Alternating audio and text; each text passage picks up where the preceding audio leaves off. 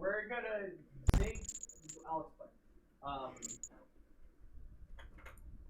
Sata Just gets lost. Well, no, remember, you guys are just all currently standing on the bridge. Right. Yeah.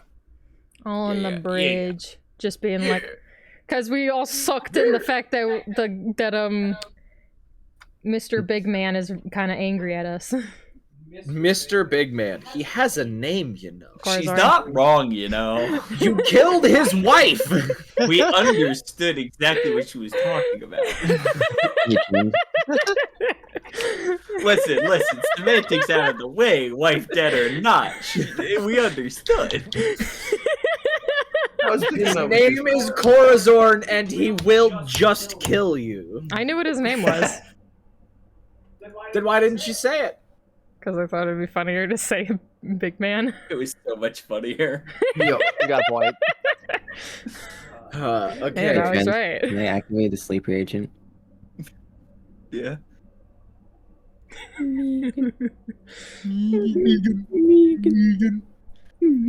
Help with your human-mongous brain and dexterous fingers. But they're The flying ponies have been captured.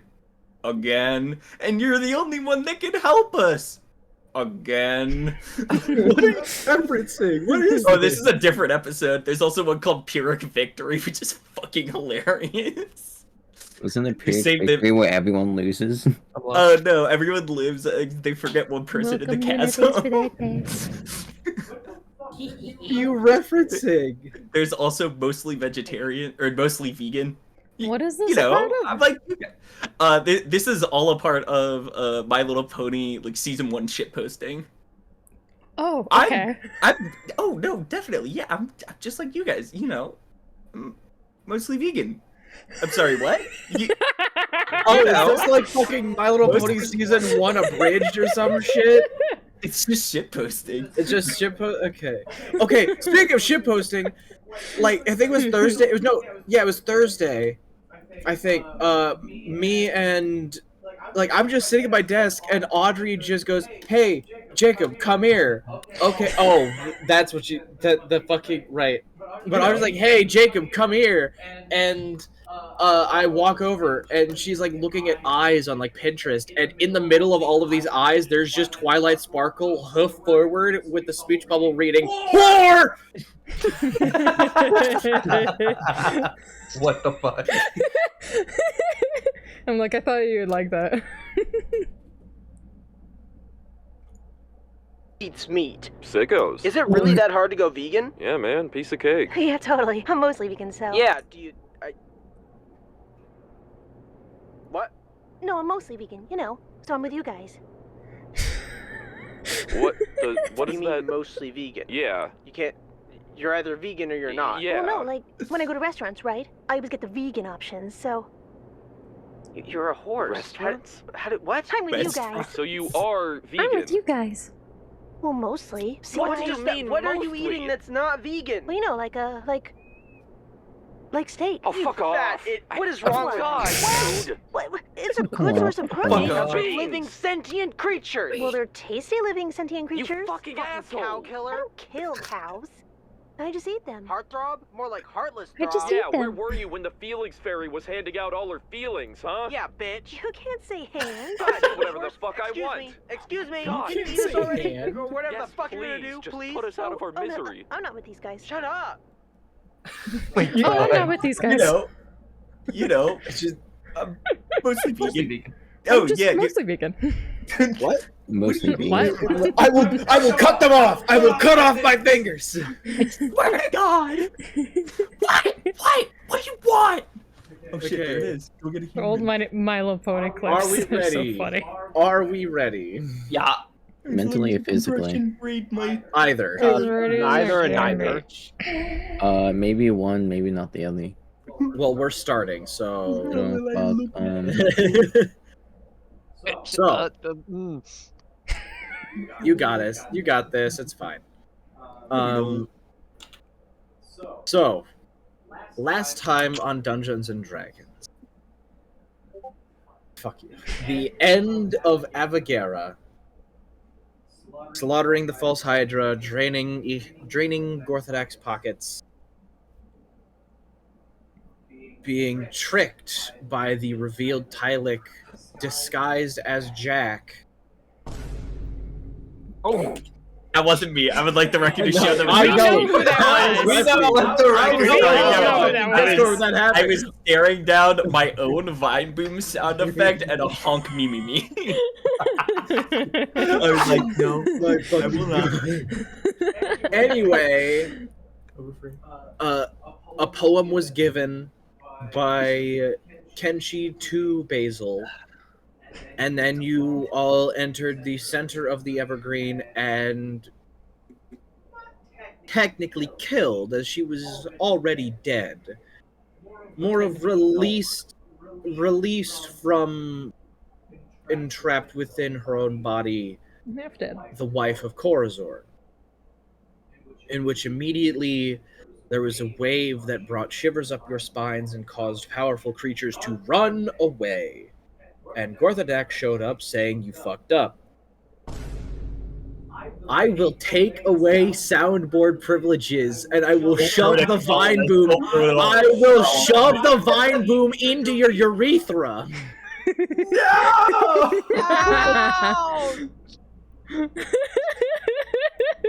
Anyway,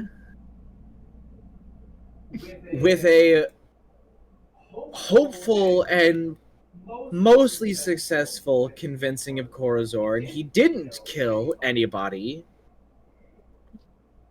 And Maeve, with the real Jack, said their final goodbyes to Kent and Knox, while also interacting a little bit with John. And right at the very end, Reed took out the white crystal and gained the blessing of the true. Whatever that may mean. At this very point, Zinc immediately eyes lull and hits the ground. Face down on the ground. Okay, that was pretty funny. No,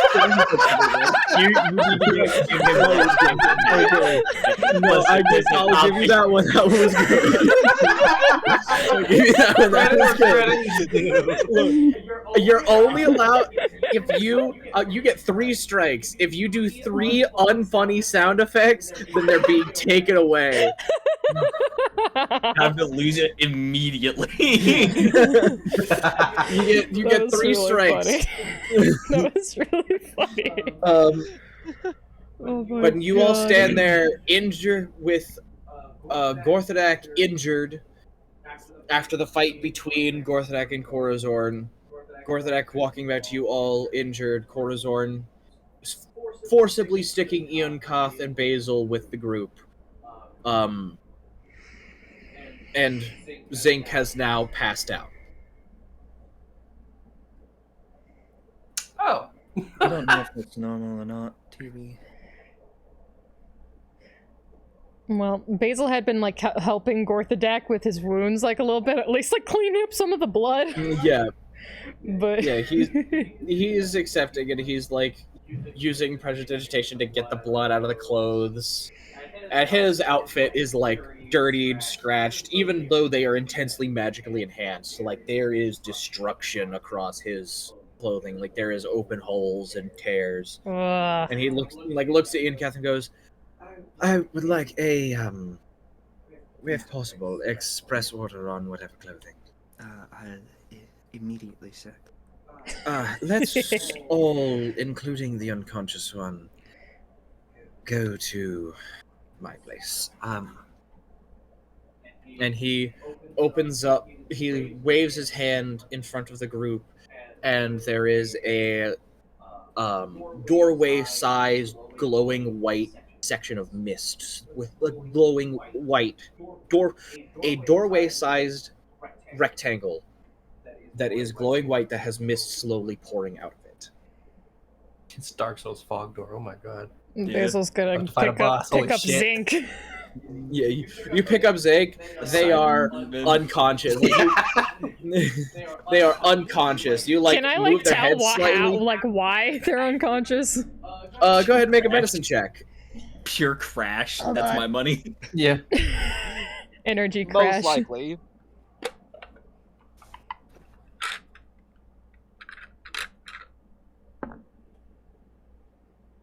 Oh, that's a 19 on the dice. What do I have added to that? Medicine. 21. My big business. 21. So, you look over. You remember seeing the like drinks that she was pouring for herself. You remember her saying like 5-hour energy and monster energy. You've not heard of those, but they don't sound the greatest. And you assume, like, you've seen similar properties and heard of like energizing drinks. And you saw during the fight how quickly she was moving and how fast she was attacking. So you can assume most likely there was so much energy in her body, and once it went all the way through, she just fell completely unconscious. She's alive, but even while asleep, her heart rate is still sitting at a very uncomfortable, like 130. Oh, Jesus. My god, is there anything that I can do to like help her, like physically? Like that Just- I can tell from that? From that, just let her rest and gain natural energy.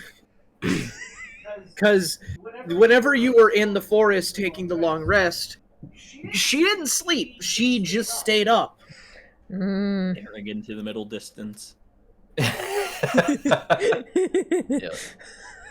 Bloodshot.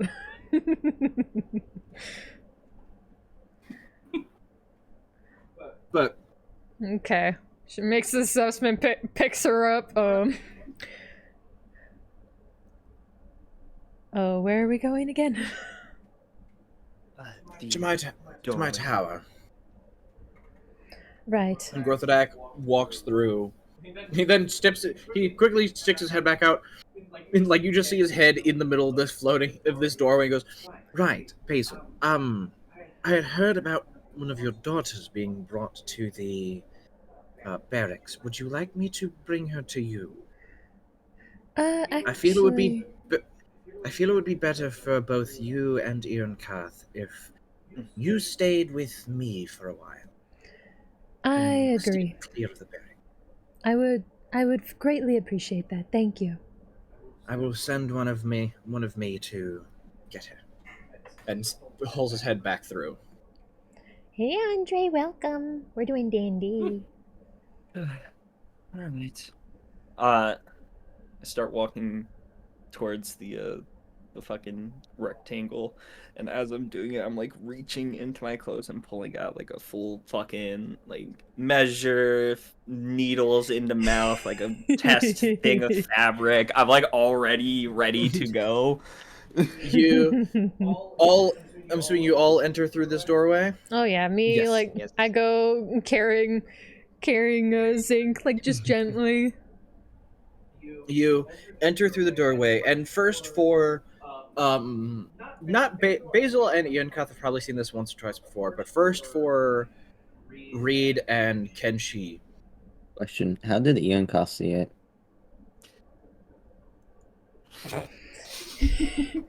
How's it Did going? it make a Put it there. noise? Put it there. Put it there. Well, he blind sensed saw where Gorthadak walked through the door, and then he just didn't walk past that section. So He just misses it. that I Walks just into the That's door corrective. frame. assuming we're- I'm already there. Ian Kath starts walking, and Basil just like lightly turns him. No. It's like one of the You're close. You're close. fucking like wind back toys. Oh, the ones you pull back and look at. You go through into this massive 100-foot diameter circular room that just extends up with a staircase wrapping around to a separate floor above that you can't see past. but it goes up for a few hundred feet, and there is different like platforms, many different like books sticking out of the wall, and different magical pieces of equipment hanging off the wall or across the floor. Different Gorthadak, like multiple of these Gorthadaks, the blue tieflings, but all wearing like different lab coats and things. Some of them are walking across the walls while talking to each other. Some of them are walking on the ceiling of like, or looking at the ceiling of the to the next section. Like there's maybe in view of in this room 60 or 70 different Gorthadaks all working on different things. And you see Gorthadak Prime, still injured, walks in, waves his hand, and 6 doors appear. And he goes, I'll just leave rooms for all of you. If you need somewhere to sleep, you can sleep here.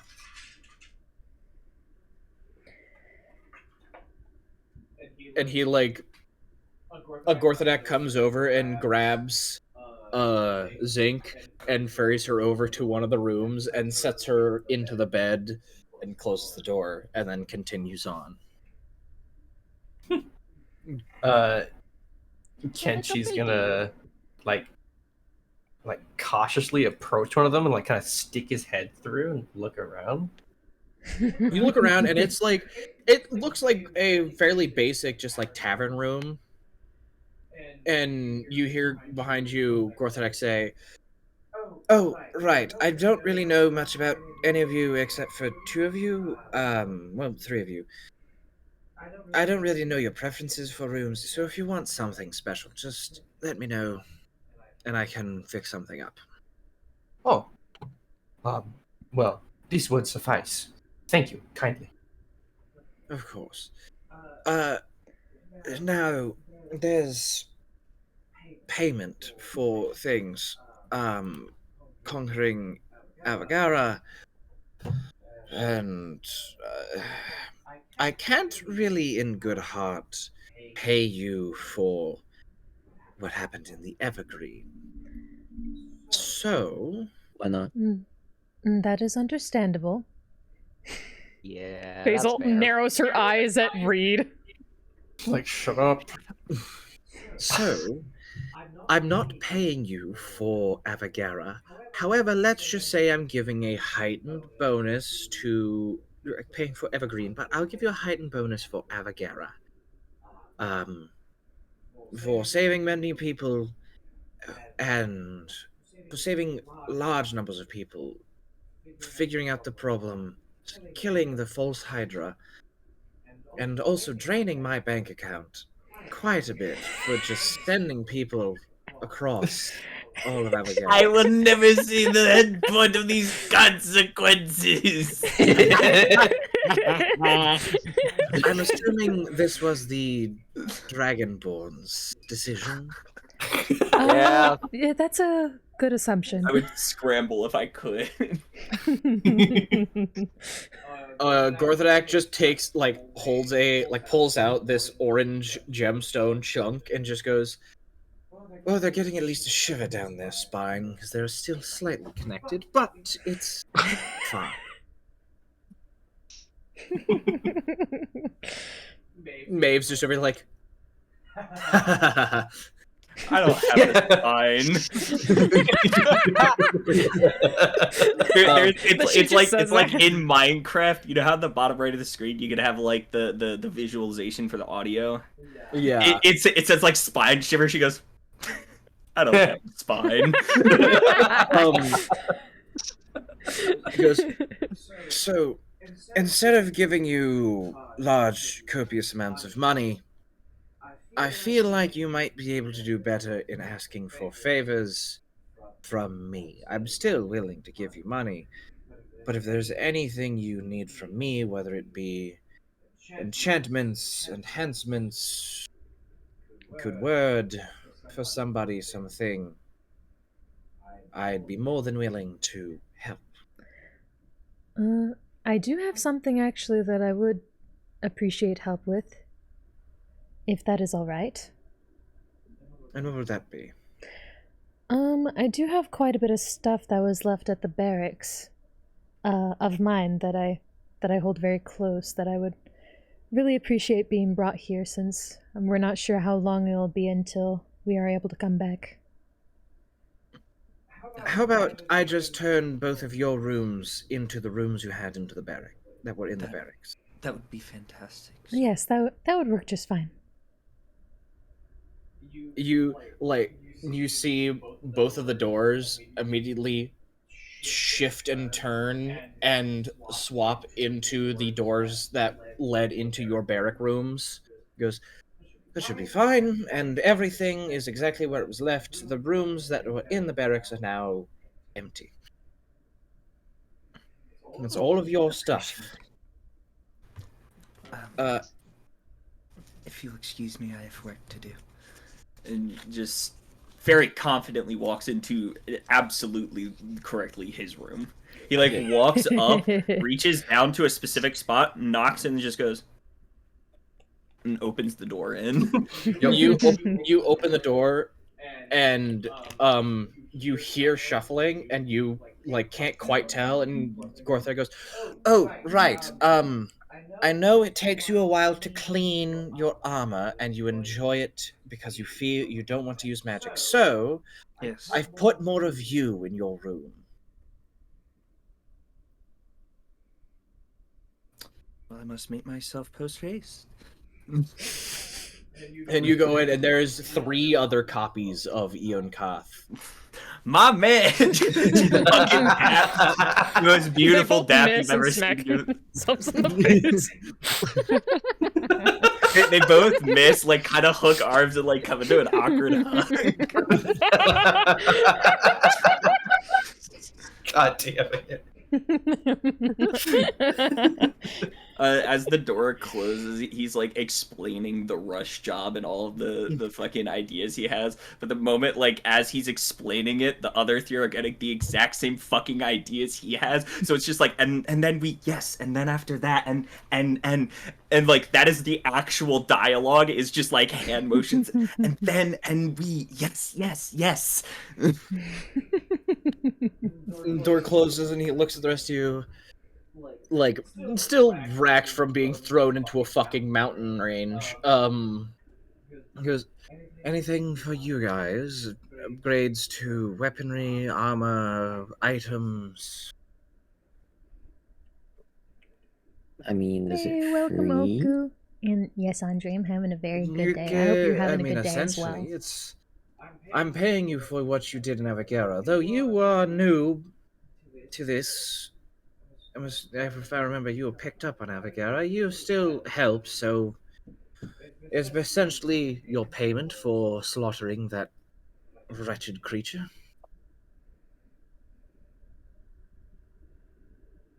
I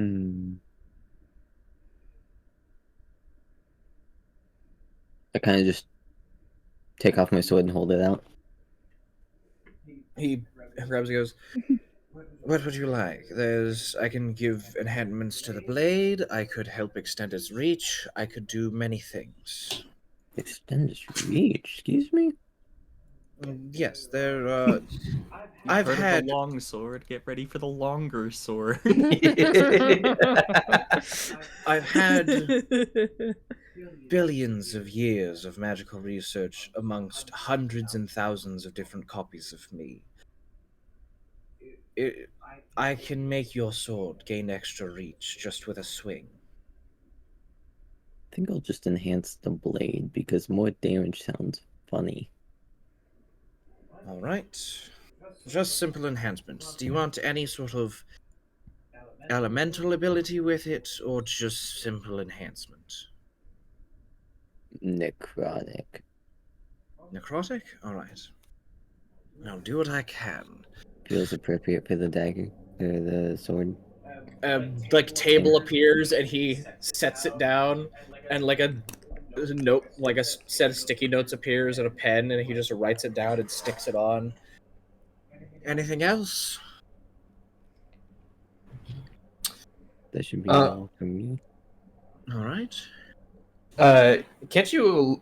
He looks down at the armor he's wearing, really noticing the cuts and chips that have been taken out of it, and looks back up to Gorthadak.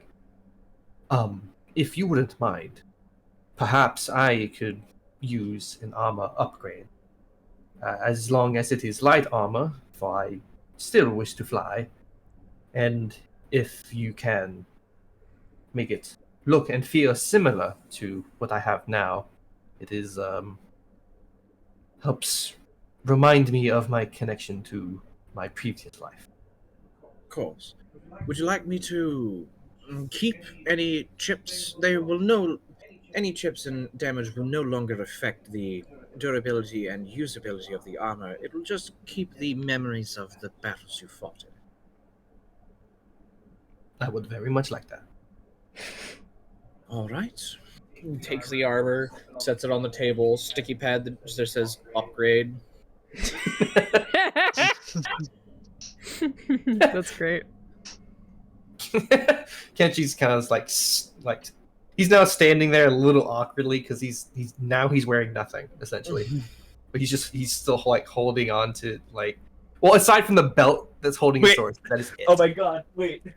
Okay, what kind of bird cock though? Is it a duck? Is it like What? Wait, No, wait a second. I Really? missed He's wearing nothing. Really, Kenshi? In front of my VHS copy of Shrek Collector's Edition?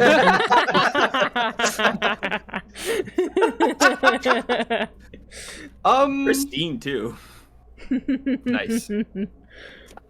Fucking Good love question. I'd have to think on that. I don't know. The question about the fucking Yeah, like what, what's he rocking? I don't fucking know. I Bird mean, penises typically reside within the bird. Next fucking question. You don't see shit. At least with I hate the fact that like baby Mallard birds does. did he literally take everything? Was it all of it? Is he just standing there? You can have clothing. You can have clothing under the armor. Okay, I just thought I would ask Reballing it and in like front of Basil like that, huh? just quickly. I mean, okay, like Preface no that. pants because just bird legs, but yeah, he'll have like a basic like sort not quite like peasant shirt, but it's very like common, like whatever, like even for a person of his class in his previous life, it's kind of like casual, whatever. It's meant to get dirty and bloodied in battle while wearing the armor. But that's all he's got, and the belt with his swords. Swords. He Nice. looks at you, Basil, and goes, "Oh, right. This is entirely an experiment that I'm trying. I don't know how effective it is." And he pulls out a very, very fine-looking diamond that has this like golden wrap entirely around it. Like it almost looks like it has been like somebody took a diamond and then took just like strands of gold and made outerward like filigree, basically encasing the diamond in having its own shell made out of gold. And he hands it to you and goes, "That should be, if my magic is correct, this is my first time trying to do this, be a regenerating diamond. It should be worth about 500 gold. And if you use any spells that require diamonds or diamond dust as well, it will take that amount of cost away from the diamond, and about every hour it will regenerate hopefully 50 golds worth of diamond." How much gold did you say for spells? A lot of math. It's a 500 gold diamond. It will automatically take the correct amount of dust or diamond amount from any spell that costs diamond dust or regular diamond, and every hour it will regenerate 50 gold worth of diamond. Oh, thank you. I really It greatly is- appreciate this. It is experimental. It might break. Well, I appreciate it either way. Glad to hear it. It'll be greatly useful. I have to get. Brenham, are you feeling good or? Brenham looks at his outfit, looks at his weapons, just like, honestly, yeah, I'm pretty good. I Alright. take you up on like an IOU or something. Sure, why not? I'm also curious because I can't remember what Brenham's wearing because we have only really heard it like since the beginning. I'm very curious That's what fair. Brenham's wearing. Check. I will judge. All four of me will judge from the next room over. That's impressive. So you use fashion sense. Yes, I use fashion sense.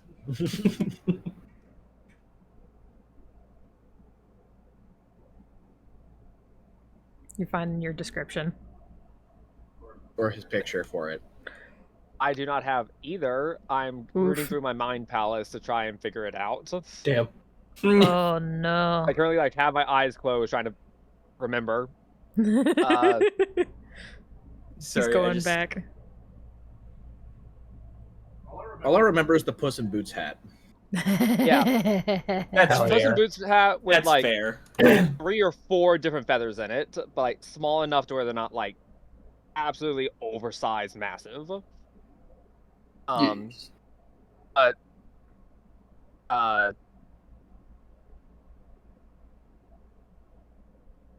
just think normal bard look of just like long red cloak, or not cloak, coat, long red coat, little little red waistcoat. I believe that's in so you. damn difficult to say. Good job. With like a bunch of little like gold buttons and like brown pants Nice. with like a bunch of pockets. Nice. Oh yeah. And the loot strung to his back with his rapier by his side. Very nice. Not the most intricate, but also a little shiny. All the pizzazz is in his music. Exactly. Doesn't need to dress all fancy if the music does the talking. Looks at you, Basil, goes, is there any upgrades to armor or to your weaponry that you would like for me to add? Or Well, I don't want to put too much on your plate. I know you already have so much that you're trying to do. enchantment is my rest. All right.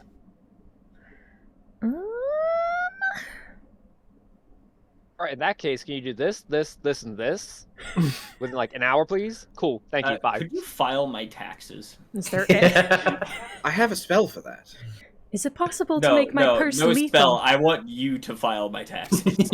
No. Fuck it, no. The fuck?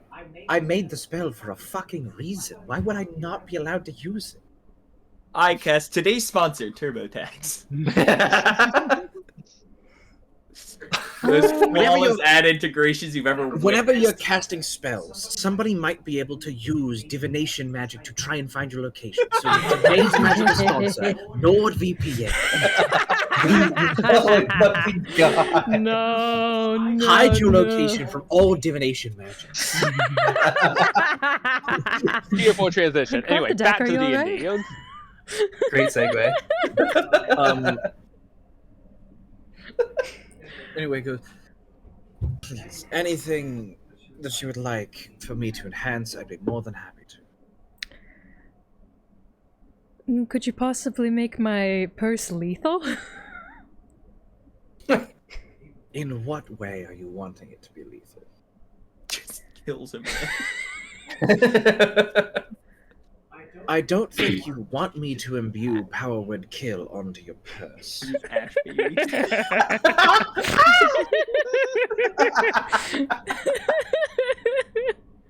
You're a little goofy today. Yes. Just a little. Just a little. Just not bad. Um, We engage in a little tomfoolery around these parts. Yes. would it be at all possible to enhance my purse to make it so if it's coming at someone at a rampant speed, that it could possibly knock someone back? I could do that.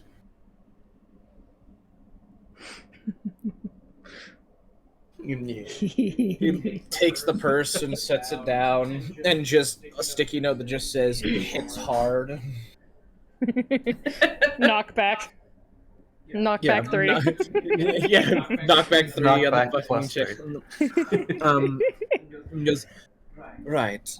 I don't know about you, but I've had a long, annoying arduous day. Threatening a king was probably the most fun. Being thrown into a mountain was probably the least. I'm going to get started on this. Would you like You me all can do to? whatever. Would you like me to make you some tea while you're working on That that? would be absolutely lovely. Any preference? Surprise me. Everything you make will be splendid. Nice. I'll take that compliment very much. Will do, and very much thank you.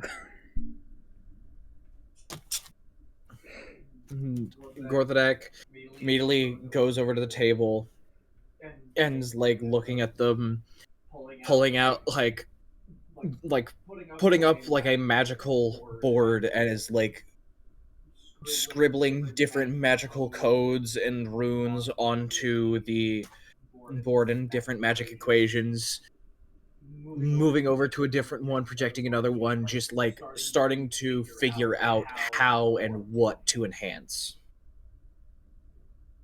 Nice. Basil's gonna head over to her room and just start up a pot to make some tea for everyone. You open the door to your room, and you just see like sitting on the chair, like looking out a window, just like kind of kicking her legs, and looks over. You see can't remember. Scarlet. Scarlet, yeah, you see Scarlet sitting there. And like she's sitting there, goes, "Hi, Mom.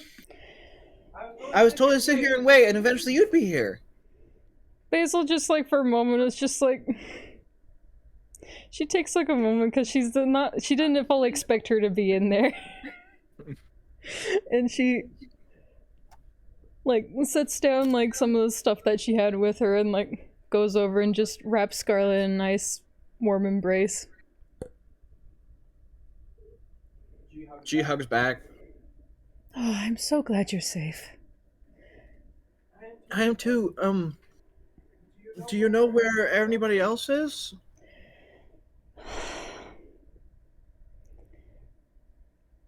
Not currently. But that is currently what I'm trying to do as I am adventuring with these others. We're trying our best to try to find the others. Well, I know you and... I heard some stories about your friend Eonkoth while I was, waiting at the barracks, and it seems you guys are very strong and very powerful. I know you will be able to find everybody else.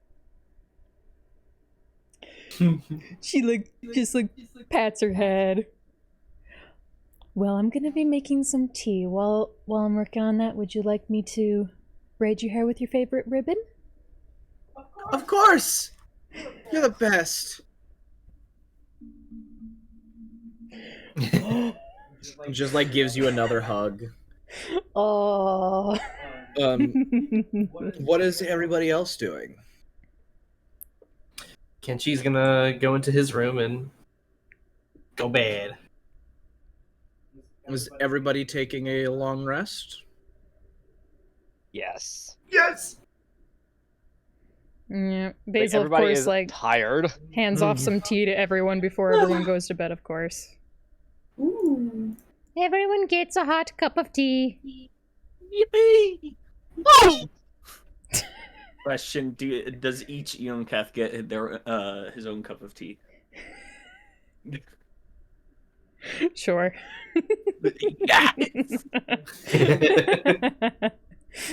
And as you go to give in, like as you go to give the tea, like you see, at first you're like, how am I supposed to see which Eonkath is real?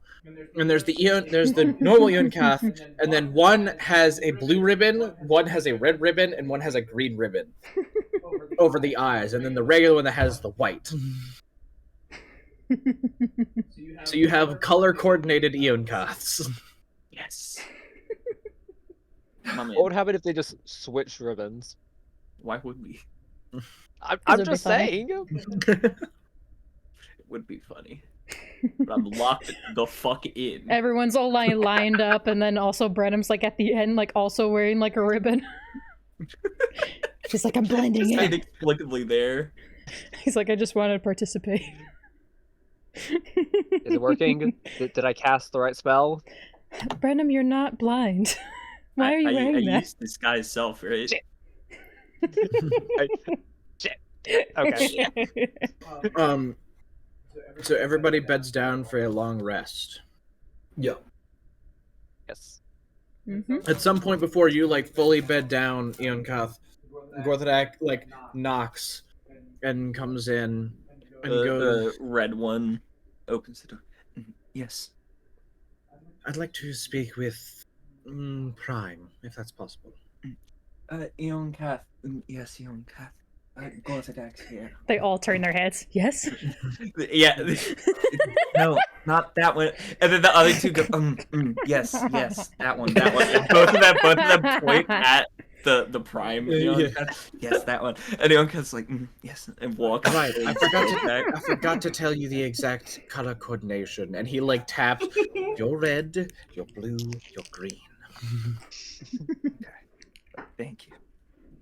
All four of them in fucking unison. Thank you. Prime, I was having thoughts, because I know you take your armor very seriously. I would not be making any drastic changes to the look or the style, but I was wondering your thoughts on an enhancement to the metal itself. That would be interesting. What kind of enhancement? Well, I've just recently gained a substantial amount of adamantine. And I was wondering... Well, if you're offering, I wouldn't say no. Well, it'll take a while, and it might take me a few hours, but I should be able to fully transmutate and exchange the metal out on your armor for adamantine, whilst letting it retain all details and color, if so wished. Adamantine would be a good palette to work with. I think it brings out the water lovely. Yes, that will work. That will do. Of course. I appreciate it again. Once your armor's clean and up to your liking, just set it outside your room and I will get started. Of course, of course. And they will go back to doing work. You go back, he exits, and everybody beds down for a long night's rest. Yay! Hey. Oh no. Oh no. Okay. All right. Hi. Basil. Hi. Yeah, that's me. In the night, you dream. It's a sweet dream.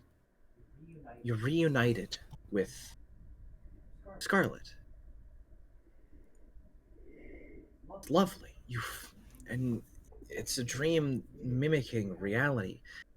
Spending the time braiding Scarlet's hair. But something doesn't feel entirely right. And you look to the door of your room.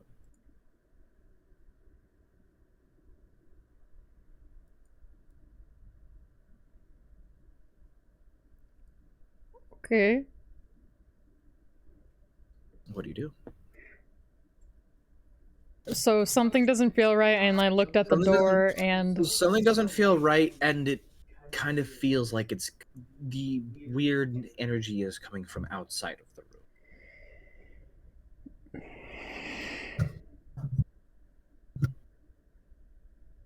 it's just like a weird energy. Like, yeah, it's almost like almost like Spidey sense, kind of. Like there's just something Huh. that feels off. It's like my gut is telling me something. Yeah, you're getting Okay. a weird gut feeling. Okay, well, I go to open the door. Do I recognize that this is a dream, or... As you're thinking about it, walking towards the door, you open the door, and as you step through, it's immediate pitch black darkness. And that's when you realize, oh, this isn't a dream. This is a vision. Okay. And as you look around, still pitch black, and you hear voices. 4 familiar voices.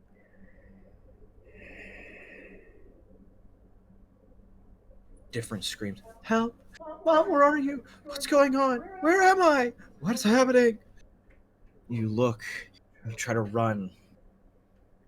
And as you're running through this pitch black darkness, your footing falls out from underneath you, and you just start falling and falling. And as you rush past, as you are falling down, hear the wind blowing past your ears, you gain a flash of dark, ruined caves. Suddenly another flash of buildings covered in brightly different colored moss and flowers and lichen. A abandoned cityscape that has been overtaken by brightly rainbow nature, and then another flash of the plateau. And you hear these voices, and suddenly you land in a pool of water, it feels. And as you scramble for the edge, hearing the voices at just the edge of this pool, you scramble and scramble, but you're never able to reach the surface, and as suddenly you can't breathe. You have to take a breath in. And you look, and just barely the surface is right there, just one more push. You just see 3 doorways. One leading into the similar rainbow scape. You hear 2 voices behind it. One leading into the darkened caves and caverns with a voice behind it. And one that looks like it leads out of the barracks into the field in front of the barracks, but you hear another voice. And as this is happening, you feel the water around you thrashing you around. You're trying so hard to hold on to your breath. And just as you feel that you're about to inhale a mouthful of water, suddenly you jolt awake as Scarlet shakes you awake and goes, Mom, are you okay? What was going on?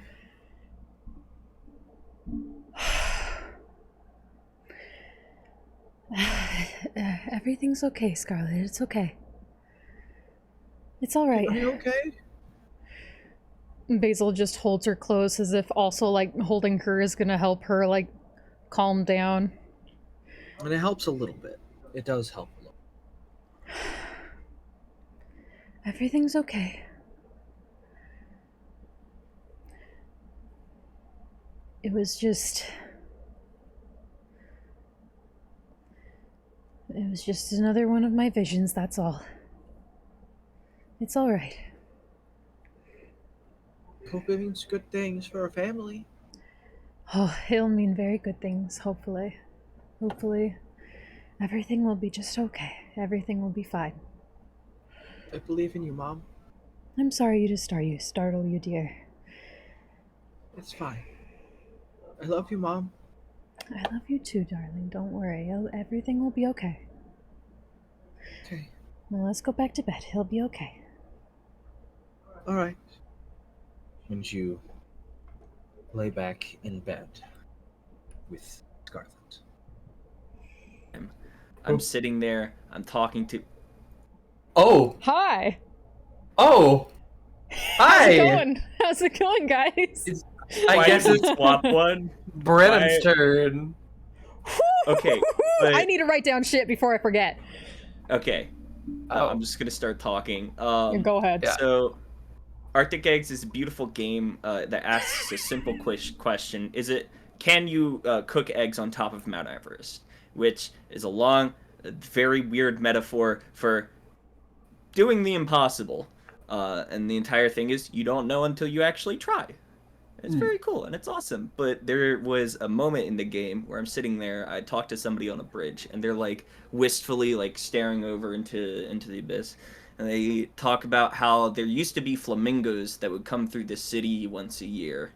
And they used to, when they were kids, with their friends, they used to dance in the feathers like it was snow. And they weren't sure if they truly because now the flamingos are gone, they don't know if they truly appreciate it as a child, but since they look back on it fondly, they appreciate it to the best of the moment that they could at that time. And then there's another one. The guy, I want to say on the same bridge, says that his toilet whispers to him, and it sounds like a dolphin sometimes.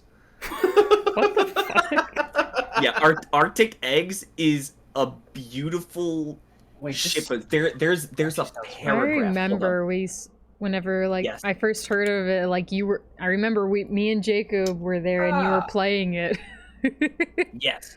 Right. Like the gameplay, yes, the gameplay is very simple. You fry an egg, but there's a bunch of different things they can add. They can also, you have to keep it moving. They can add a glass that you have to keep the ice cubes in, and a thing of whiskey while you cook the egg, so you can't flick it too hard, otherwise the glass will spill. There's also cigarettes. One of my favorite ones is you fry a single egg and the dude tosses 16 consecutive rifle rounds into the pan while you're cooking it.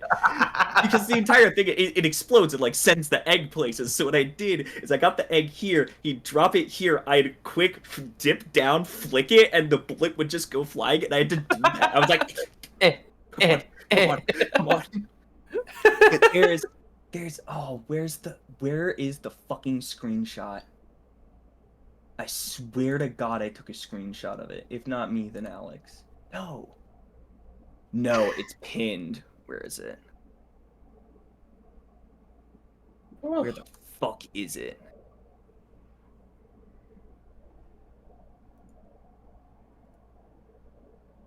Oh, it was...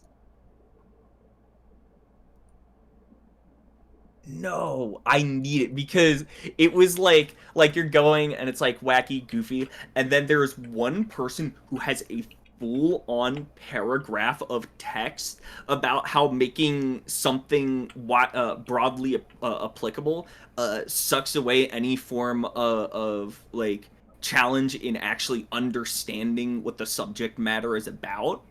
And it was...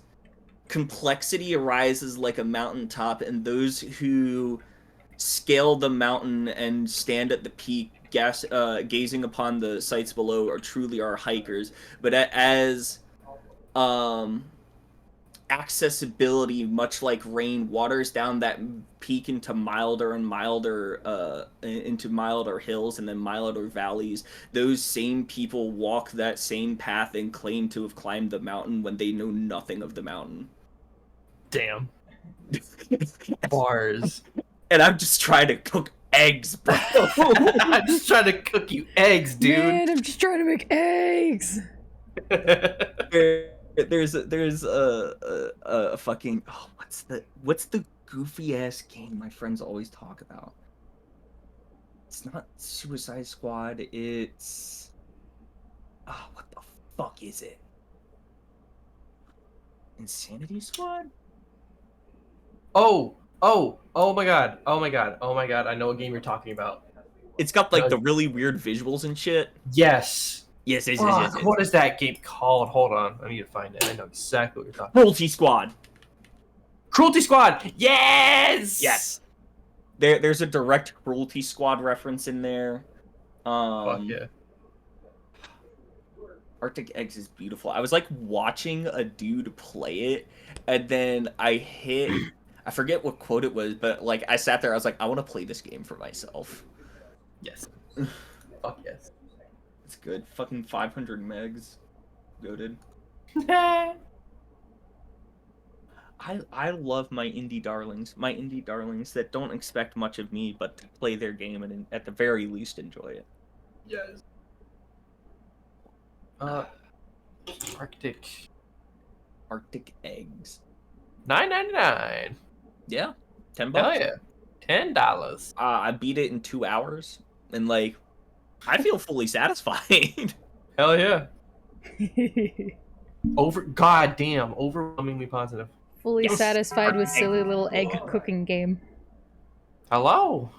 So all I ask is, can you cook eggs on top of Mount Everest? Can you? I don't know. Let's find out. So, what are we doing? You all wake up after a long night's rest, gaining the benefits of a long rest. Zinc still passed out in bed. Heart rate only reading 100 BPM now. Pads. Hope you're having a good day. Better. Better than 130. Yeah. So you all get your long night's rest. As you guys come out, you smell something very delicious coming out of Basil's room. Oh. Does it and- leave me by the nose, floating around like a fucking cartoon, like a pie in the windowsill? This situation. Sure. And as Gorthadak is smelling this, he creates a like table and chairs for everybody.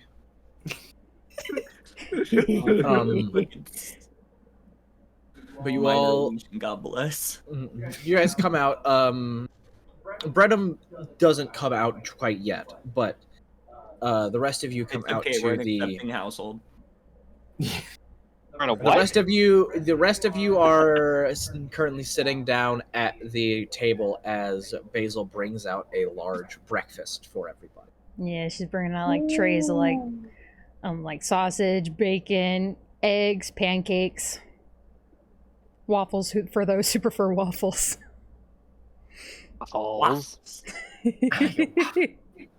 I'm just setting them all on the table, passing everyone some plates. Yay! Fucking Yonkath, like the first one to come out is like Red comes out, like gets food, and then they just like fucking cycle that Red goes in, yellow or like Green comes out, grabs food, comes back in. And then like every time one of them's coming out, they're coming out with the dirty dishes from the previous one. It's just a cycle so they can keep working. I'd also love to think that Ruthlessly efficient. for Eon Kath's plate, she already has everything like prepared of what he likes. This is a shame. You spoiled me yet again. You see Scarlet, this small human girl, comes out and like sits down and starts eating alongside. Not like seeing you guys like once, and also walking with you out of the cursed village. But like doesn't really know a lot of you. So God, right, I'm out of my armor now. Yeah. My armor is currently so the one sentence I had in my mind is like high fashion casual wear. Like that is the best way I could describe his current outfit. Like it looks casual, but like you feel how expensive it is because you're like, You spend like fucking 13K on those pants, bro. Wait, what name can I not pronounce that made that? And what type of armor was he wearing? Splint mail. Splint mail. Okay. Well, you go out. And like, what was the AC that the splint was giving? Is it 17? 17. Okay. And then +2 from the shields. +2 from the shields. Well, he, it's at this point you see him, like, you all see, like, this tarp covering the armor, and Gorthadak goes, right, Grand Reveal. And Mage Hand lifts up the tarp, and you see the same armor, but now where there was the water, all of the sparks, because it's, the armor, if I remember correctly, looks like flowing water with fish going out. Going up it. Yeah, going up. The carp going up, reaching the mountain, becoming dragons. So all of the spaces of where the water is has the blue adamantine look. All of the all of the carp going up like has been given almost look like they've been plated with like copper and gold and tin to give the white, yellow, and orange, like all that look. The mountains have been given the white peaks. Like all of the armor now almost has been given a fresh color palette to the like the shoulder pauldrons having the mountains being like the soft brown, to the arms that you can almost see like individual white, orange, red pattern scales going down into with the shields as well. Just a walking The painting. Eon Cav, like as the Eon Cav, the like fucking blue Eon Cav is walking back with the plate. It's like the Eon Cav, you better see this. Takes his head out. Yes, Eon Cav. Oh my word! I'll get the other two. Oh my word! Oh my word! Back inside, and then like all three of them, like a fucking swarm, are just like, oh, and then that bit of detailing, and like they're all fucking circling around it, going over like the fine like details. vultures. I added a few minor enhancements because I was feeling frisky. So I got slightly in the zone and went a little crazy. Trust me, I understand that fully. Yes, we do. I love playing multiples. So, it is Splint Mail 17. Yes. But because Gorthadak transmuted and everything, I will treat it as a base 19. It's a base 19. You cannot take critical hits because it's adamantine armor. Adamantine. Critical hits do not matter against you. As well, there has been an enchantment put into it, Dazzling Sheen. Yeah. Once per short or long rest, you may have the glamorous armor almost animate in a way. Yes, the glamour. Yes. But this is different because this further increases the armor by 3. By plus 3. Plus 3. So my math, just so I get this correct. You have a 19 base plus my 2 with the shields, and then I could do this once per. You said short or long rest. Once per short or long rest, you can add a plus 3. If somebody, 25. yes, Okay. 24. Oh my god. 19 plus 2, 21. Yes. 24. You're right. If somebody hits you, and you can do that to last for 1 minute. If somebody hits you if somebody misses you from the regular 21 range, then it misses. If somebody misses you within that range of 3, then half of the damage they would have dealt is reflected.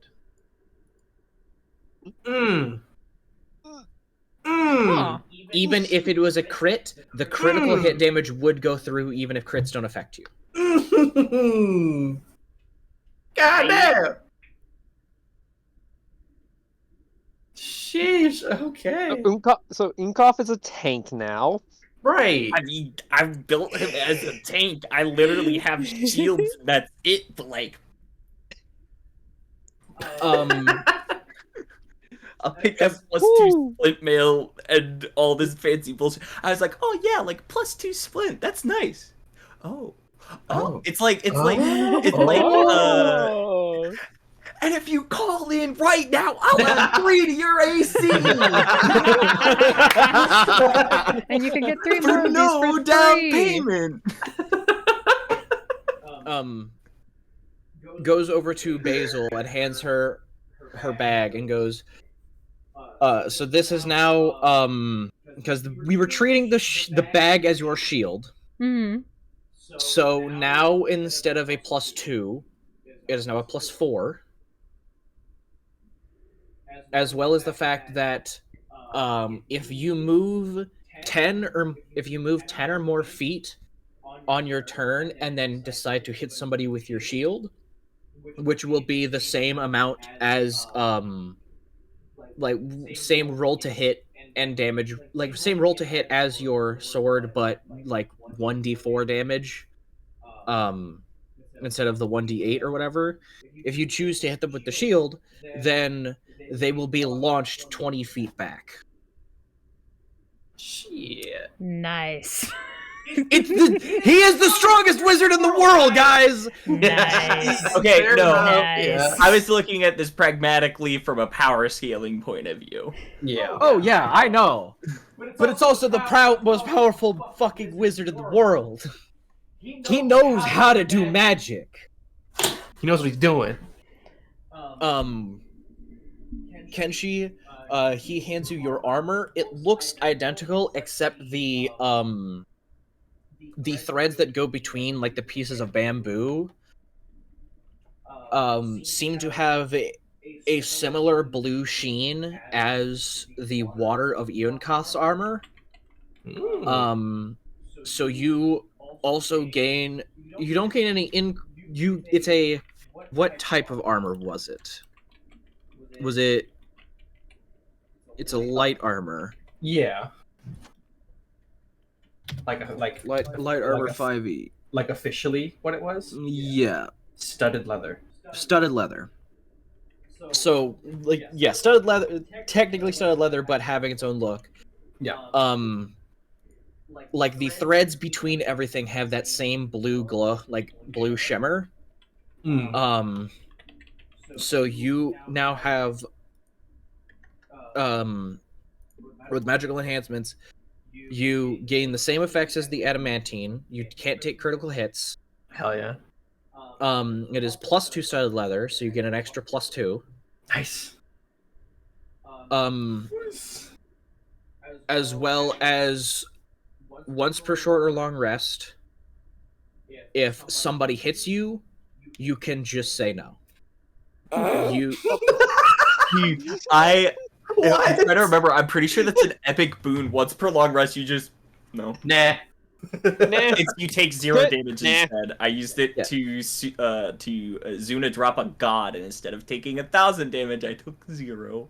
So, once per short or long rest, when you get hit with an attack, and you were to take damage, you don't. Oh my god, that's awesome. How do I add starting to feel like I should have asked for Gorthodak stuff. Reed. Are you alive? It's dead. Reed! He might have passed out. Oh, Reed, I'll give you a smooch. Damn, that usually works. He might be unconscious. Reed, you get a sword. There we go. He told me he drove to where, I think it was, drove 2 hours, like drove 2 hours back. Yeah. And then he had to go to work.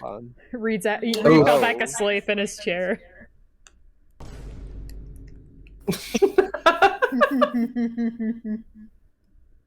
I was looking for my Honk Mimi, but I couldn't find it in time. Just so I can say it out loud, and so everybody else. So he wanted to enhance his blade. So instead of 1d8, does 2d8. As well as an extra 2d8 necrotic damage. Mm-hmm. And it is a +2 blade. Nice. Nice. So I will go ahead and put that in his...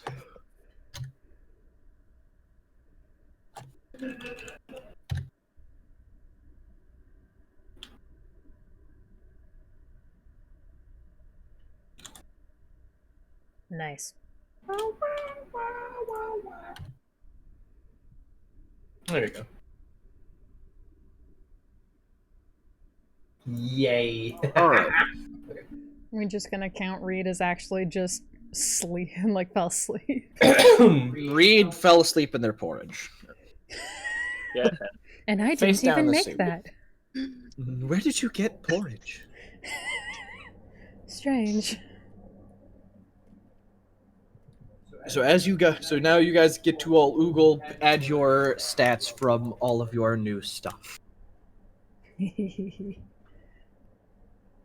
Was there any like physical change to my purse or?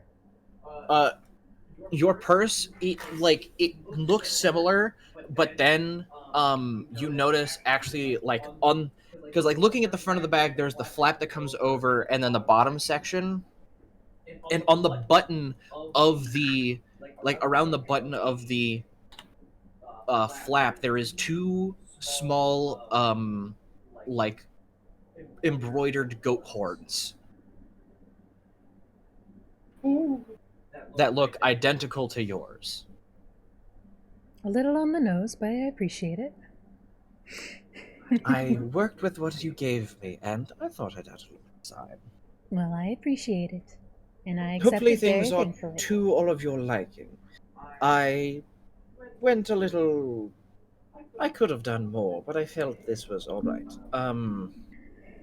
As well, to finalize payment for everything, he... like... and he...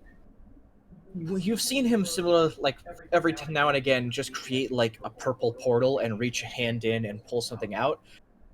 This time, he creates a purple portal that encompasses about a person's size and moves it across, and there's just a massive bag. And he then pulls out another separate bag and just starts, you just see flows of coins, like one at a time in a stream, like going into this secondary bag, and it's all platinum. He's like, and after about 5-10 minutes of him just like slow streaming of these coins into this secondary bag, stops it, ties the bag off, brings the giant bag back through the portal, and sets this now also nowhere near as large. The bag he brought out was like 6 feet tall, 7 feet wide of just coins. But he now sets this other bag down. He goes, that should be about 8,000 platinum. To be your final payment to make sure everything is set, done, and no more debts for Abagera and things beyond. Well, damn. But she actually says that. Like, what the- Nah, she would just be like, well, Oh. but. Oh my. Holy shit. Just My goodness. you just go, well, and then Scarlet goes, damn. Do not say that. Me. Only say that here. Do not say that whenever you start going to school, alright? Okay. They will get very upset at me if you do. And you don't want them to be upset at me. No, I don't. Good girl. How do I change the I can do it. armor? I added Armor? it samurai armor +2, but like I don't remember. Mods, AC, plus. No, that's minus +2.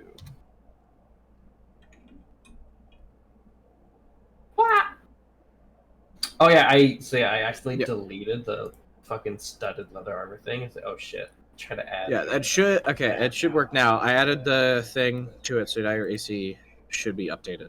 That did bring it up to where the AC was before though. So you might have to technically make it +4.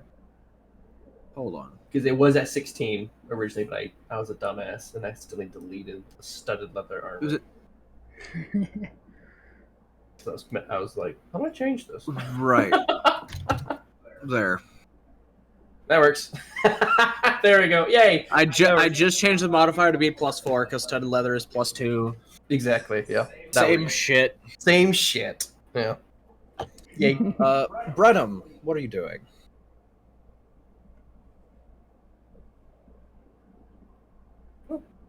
Also die. Brenham?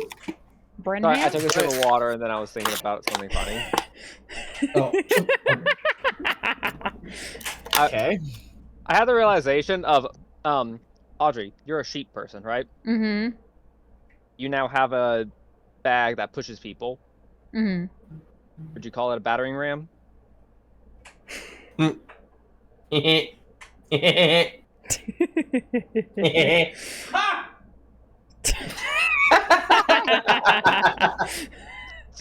it is, the one That's laugh. pretty funny. The Pretty lol. funny. Sorry, hold on. That was too much like sounding like my voice. Holy shit. Hold on, that was too sincere. Hold on. Ha ha ha. I get like this weird nasal, but any insincere laugh I get, I have like this weird nasal. I'm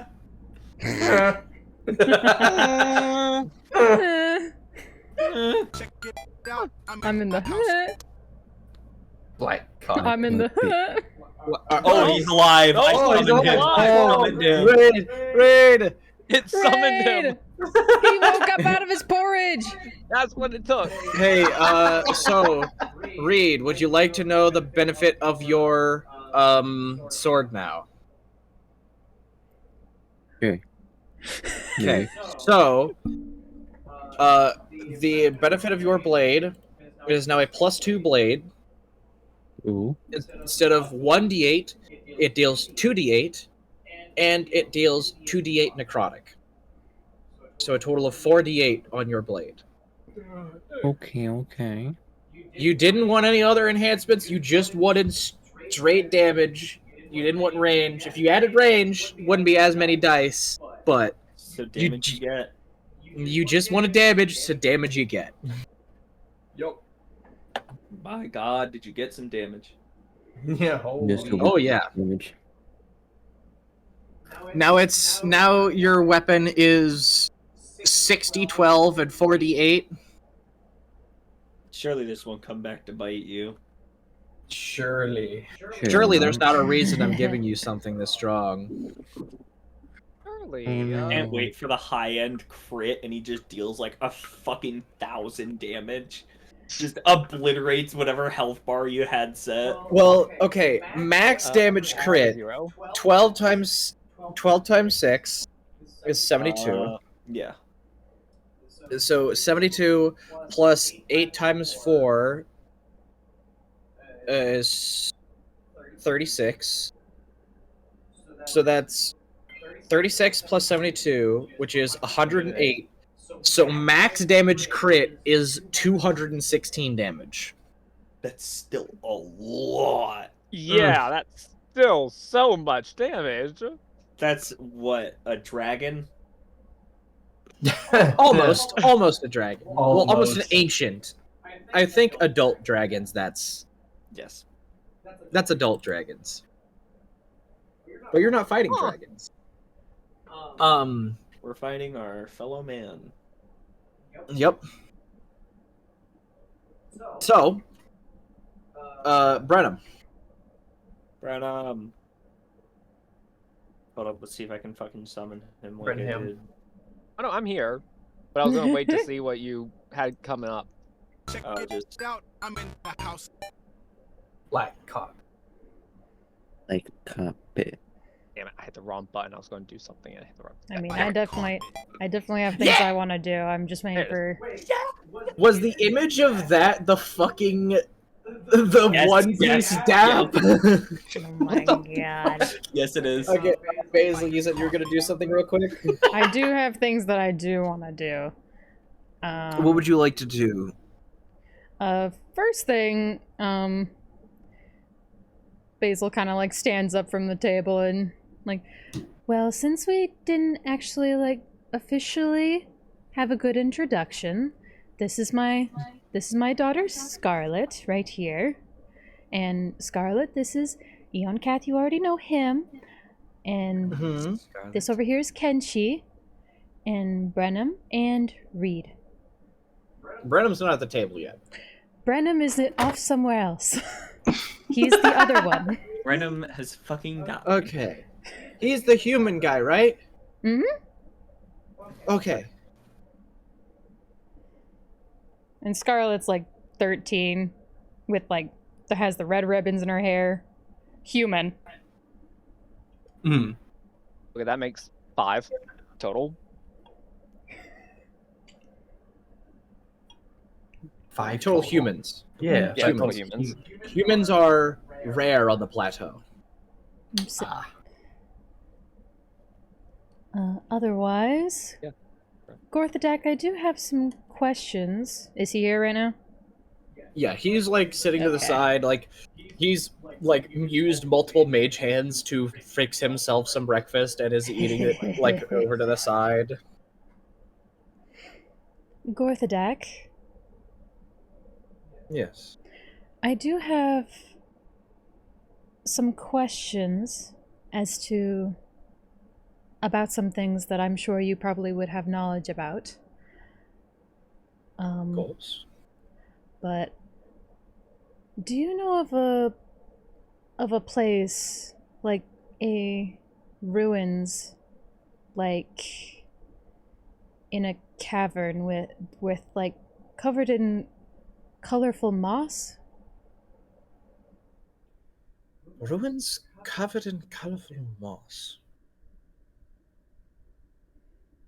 I don't know of anything like that, so most likely it's something extra dimensional. I stick to this dimension. If it comes here, then it's my problem. I can only stick in one dimension at a time. Possibly on the plateau? I mean, I don't know too much. I steer clear of all information of extra dimensions, because then I'm just going to get annoyed and do something about them. So I blind myself with other work. I mean, I do appreciate it. You said ruins covered in multicolored moss and dark caverns? Yes.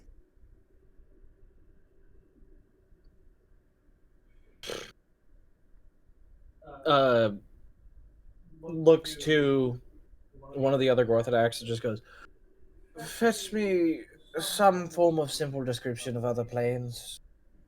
And he goes, yes, right away. And this Gorthodak walks off and comes back and goes, here you go. And he, like, it's like a singular sheet of paper that has like the name and then each like quick description. He goes, as he's reading through to it, says, now understand, different dimensions or planes are different depending on the world. Certain worlds up above from here may not have certain planes. However, the planes are also tied to the world, so the worlds that you all came from will have a different Feywild, Shadowfell, elemental plane of fire, water.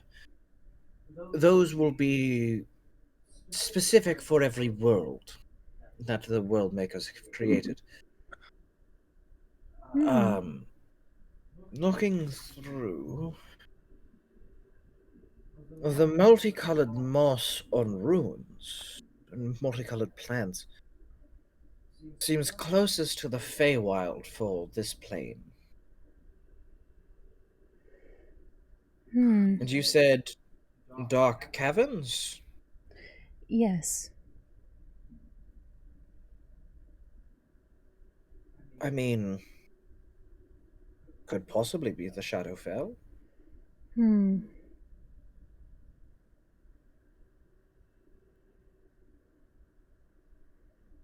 Why do you ask? Well, I did have a bit of a premonition last night of this place. I see. And I feel like it is a clue as to where my other children might be. Well, you said possible Feywild and Shadowfell. Was there any other places, or just those two?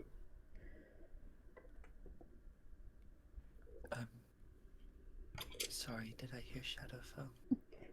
Correct. The Shadowfell of this world, not your Shadowfell. That's all. I think that's everything. I wrote There down was one everything more. that I could remember. There was one of ruins covered in multicolored plants, one in dark caverns and caves, and one that simply led to the plateau. Okay. Basil relays those locations. He goes, I mean, didn't you two literally bust some sort of, like, child capturer dragonborn a while back? Yes, we did. Yes. I don't have the capabilities to travel you across planes, because if I did, then I'd be fucking with everything everywhere, and I just need to fuck with my own things.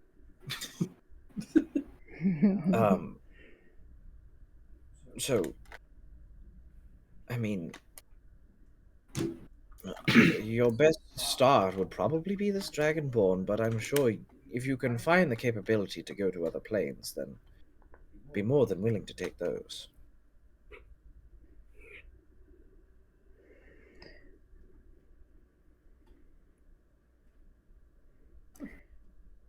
All right.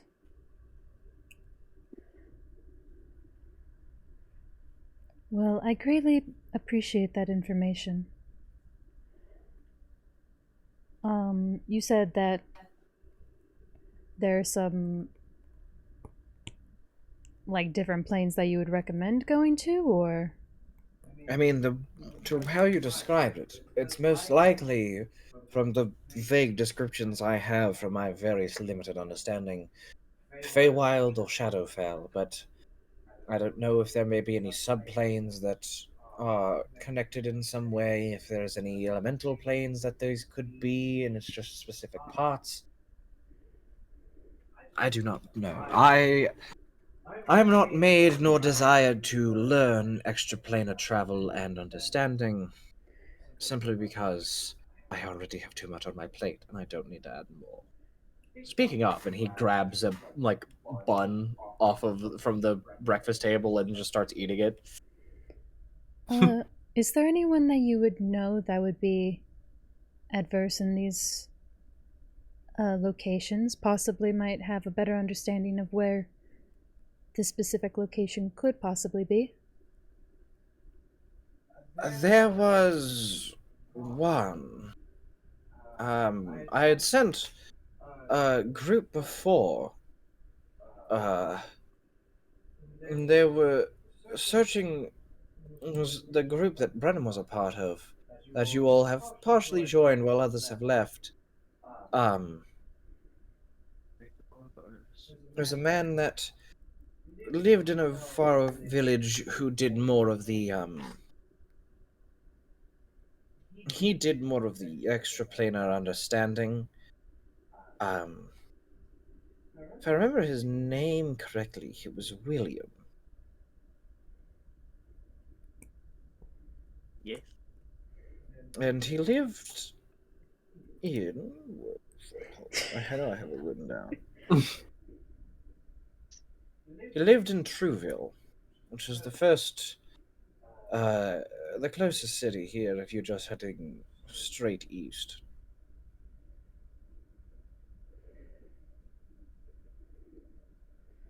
All right, and he is well versed in these locations. Yes, And might possibly know.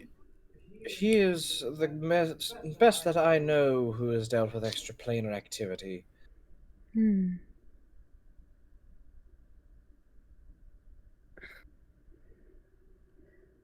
Well, that is very helpful. Thank you very much, Gorthadak.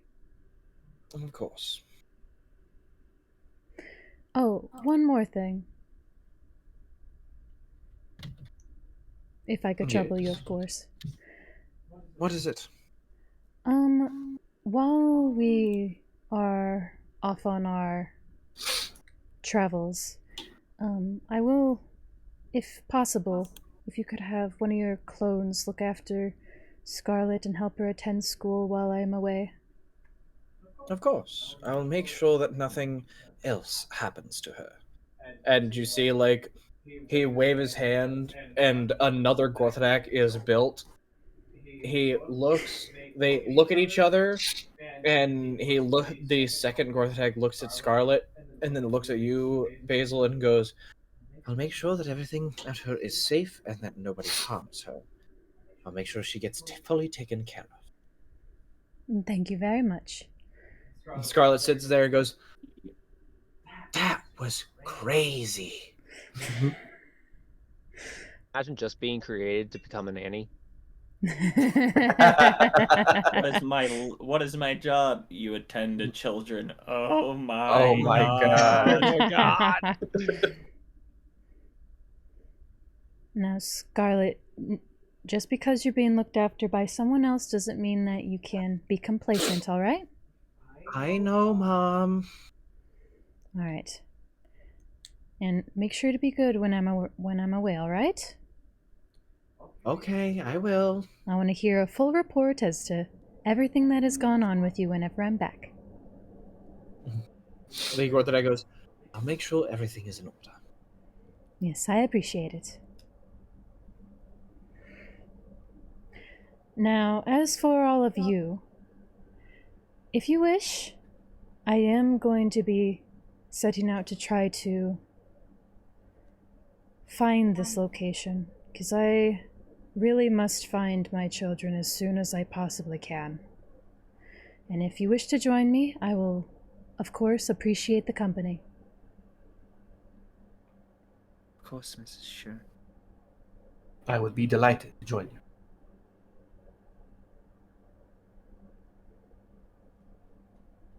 At this point, Brandon will walk out of his room. And just like, oh. Ooh, breakfast. Hi, guys. Oh, hey, Brenham. I will offer the same invitation to you. Yeah. So, that's why I came out here. As Gorthadak mentioned a minute ago, sorry, I've been eavesdropping a little bit. You were already invited to the conversation. What did you say? You were already invited to the conversation. Yeah, I know. I could tell. There was really no need to eavesdrop. I know. I've had a lot on my mind. Okay, I had a long night. Okay, I just have something to say real quick. Gorthadak mentioned a bit ago that I was a part of the party that originally came here together, and as he mentioned, that I'm the last one here of my original group, and since Maeve is also gone now, no offense to any of you, I've known Kenshi the longest, and even then, I've known Kenshi for about a month. No offense, Kenshi. None taken. So, I'm politely going to decline the offer to join you. I do wish you all the luck in the world that you can find your children, Miss Shern. She nods her head at But- you.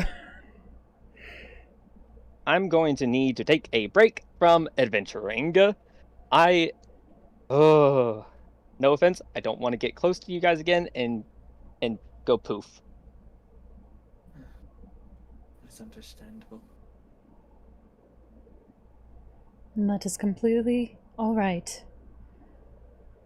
If you remember all that talk in the forest, that guy who just appeared out of nowhere, out of the god guy, he was originally part of our group, and I'm gonna go try and figure that out. I feel like that's more on me to try and figure out than you guys to worry about. So don't worry about him for right now, unless he pops back up, in which case, give him a slap in the face for me. We of course will let you know if we do see your friend about. He definitely seems like a troublemaker. I feel like friend is a strange term here. Yeah, that's right. Apparently. All I want to do was ask a question. I wanted him to give me my rock back, and then I just get denied. Like, how rude. Which rock are you talking about? So Out of character.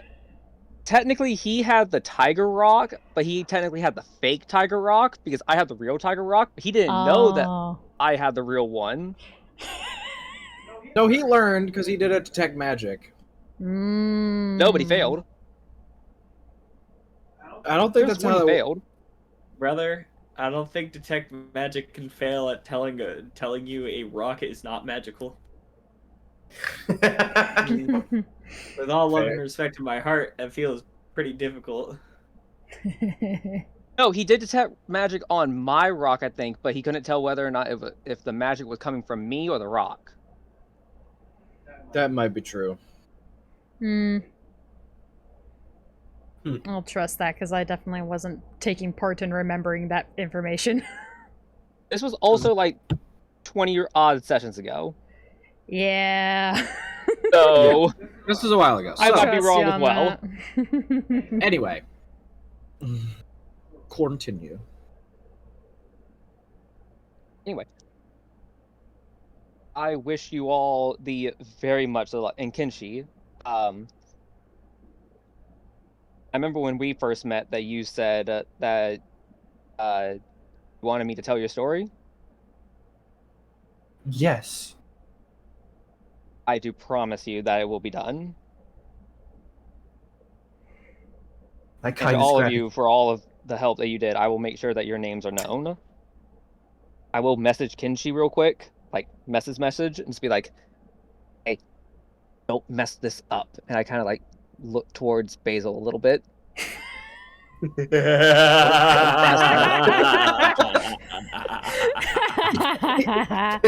Kenji's feathers just kind of like puff up a little bit. Looks over. I wish you luck. like darts his eyes over it. Basil's like, I actually have the And then- perfect thing for this, actually. I have the perfect Oh. thing for this. Post in general? Post in general? Post in What? general. what? I have the What's it? perfect thing for this, so I prepared this, especially for this. She prepared. I prepared something very special for this. Oh, Hold on, it's loading.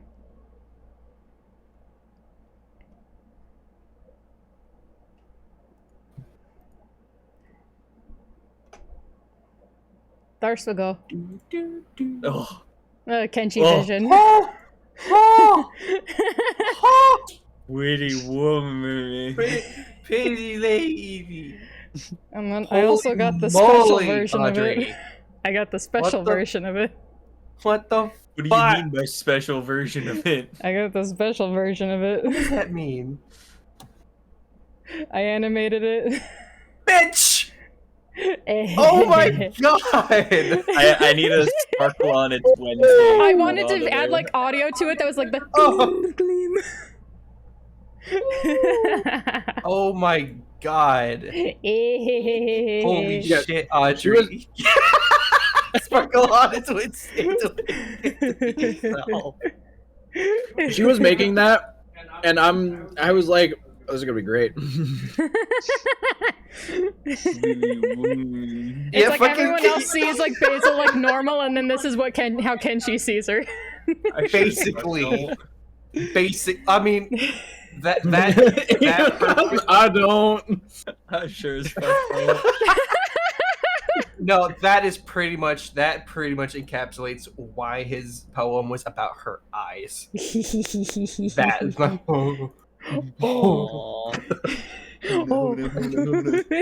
Yeah, she at first was like, I'm gonna make this Kenshi vision drawing, and then like 2 days ago was like, I'm gonna animate it. Yeah, I was like, holy moly! Earlier today, I finished it. That's fucking awesome. First Holy time shit, making it more Audrey. of like a painting style as well, so that was also fun. Just made it like hyper, like nice looking. So sparkly. Yes, Brenham gives this word of encouragement to Kenshi, and if you so desire, you can give Kenshi an inspiration. Yes. One inspiration. It will last for like what, an hour?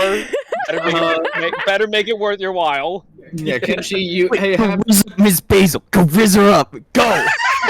Go. I believe in you. Right now. So yeah, Kenshi, you now have a die of inspiration.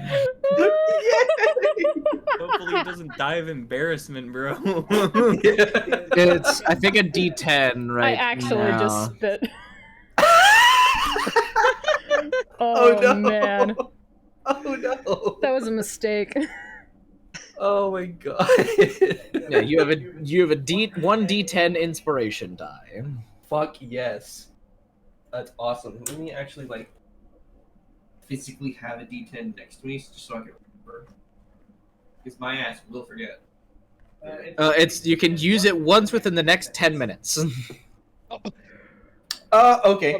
I thought it was an hour. So I thought you had more time. Game wise, it's 10 minutes. I'll give you an hour. Okay.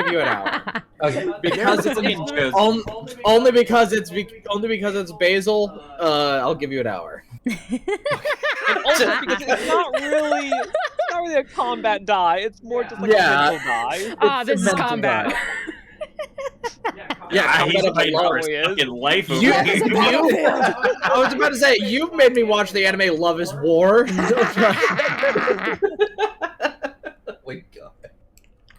You're right. Holy moly. Okay. Holy moly. Holy moly. And of course, Yeah, Brenham, if you need anything from us, definitely just let us know and we'll help you. Of course, if you would prefer an updated wardrobe, please just reach out. What's wrong with my wardrobe?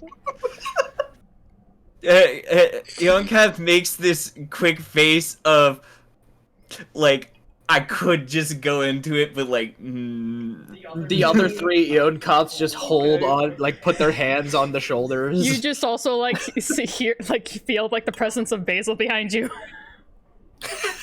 Yeah, just the don't you fucking dare. Don't you fucking dare. Do not break his heart. Kenshi actually leans in a little closer to Yankov. I may come to you later about painting my armor. It would be a pleasure. But anyway, Brenham will say all this. Well, thank you, Basil, for I will appreciate it. Might take you up on that offer, and same for me if you ever need assistance. Of course. And of course, And with that, if you need anything before you leave, definitely, I'm sure any of us would be willing to help you with anything. if you could leave one hot tea out for me, please, and like save like one of those really fucking good looking waffles. God damn. Okay. Of course. I had to like fucking triple take the waffle. Just like ooh, Like, that tea Ed, smells can you so good. save me Ooh, one of the waffle. Oh God. Oh, give me two. Okay, that just makes me think of the fucking video I saw. It was like a high school band playing like Guns N' Roses, like a Guns N' Roses song, and they were in like the auditorium, like they're in the gymnasium. And there's the guy on the drums playing, and then the dude like clapping to keep beat, and the dude on the drums fucking nails it, which you don't expect from a high school band, and the dude hits him with the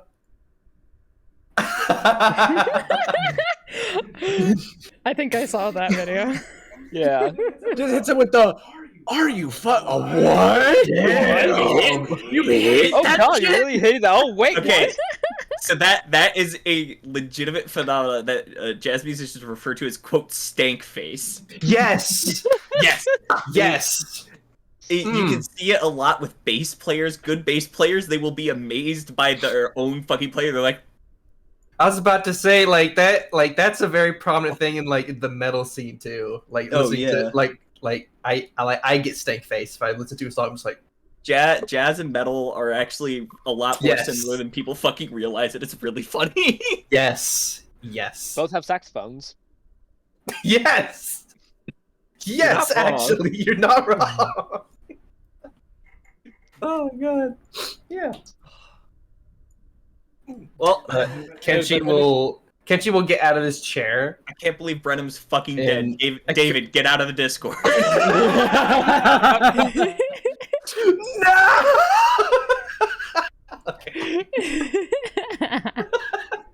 But Kenshi will get out of his chair and he'll walk up to Brenham. And it was a pleasure. Until we meet again. He does a deep bow.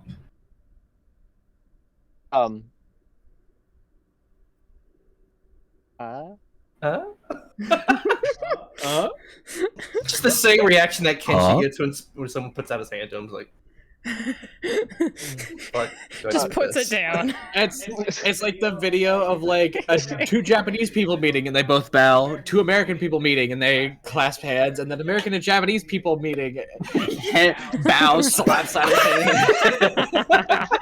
sorry about that. Oops. Sorry. And Kenshi will go sit back there. And Basil comes over with the the waffle and the plate and like the cup of tea. There, you should be all If you set could just now. leave it. If you could just leave it on the table, please. It's over. Anyway.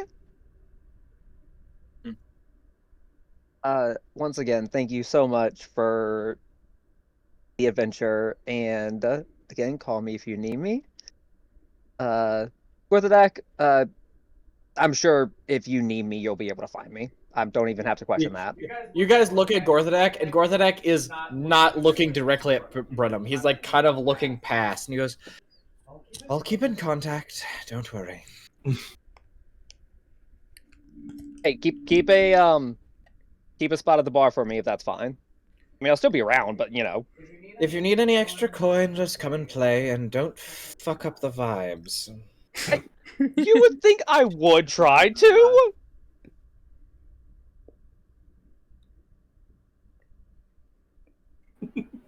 Well, anything else you need to say?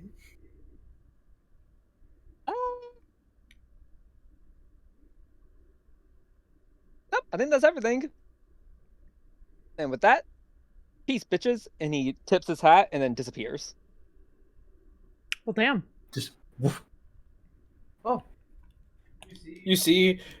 You watch Gorthadak like slowly trail and then create the doorway out. Mislead. I knew it. And you see the plate that Basil had left is not there.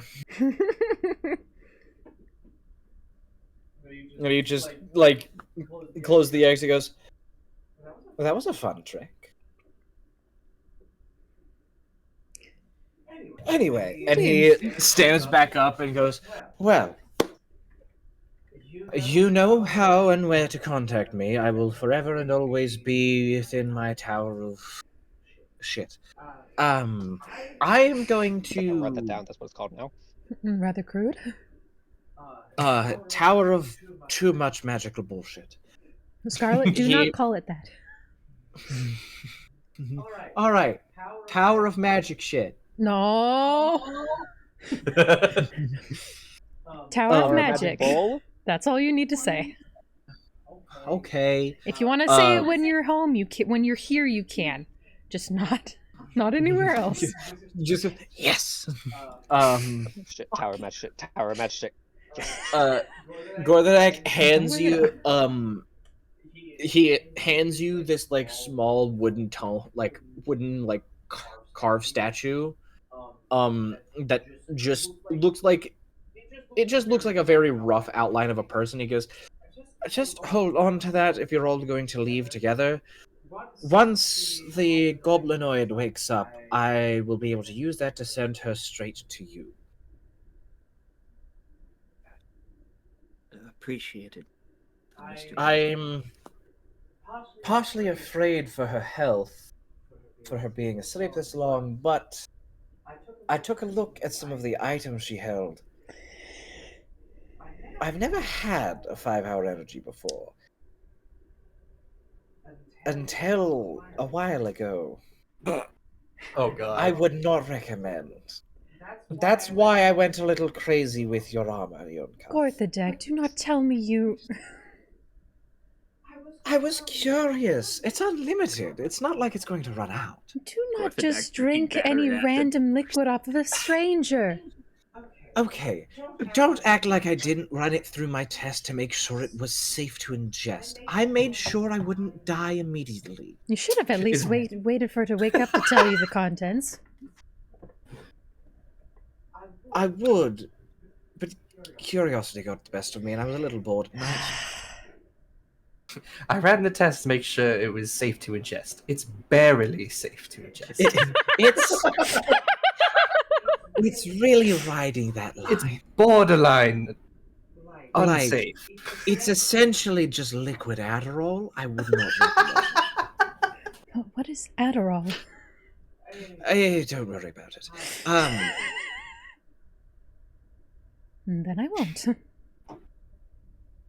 Well, if you all are off to do whatever, and he creates the exit again, and goes, you're free to leave whenever you so desire.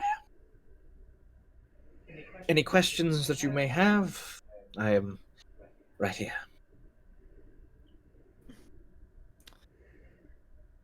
Okay, greatly appreciate it. Kenshi will take he'll take one more bite of like a sausage and take the tea that's from him, take one big sip, gently place it back on the table, and then he'll sit up straight. It's like, I'm ready as soon as Mrs. Shun is. Well, if you have all eaten your fill, we can go as soon as everyone has all their stuff ready.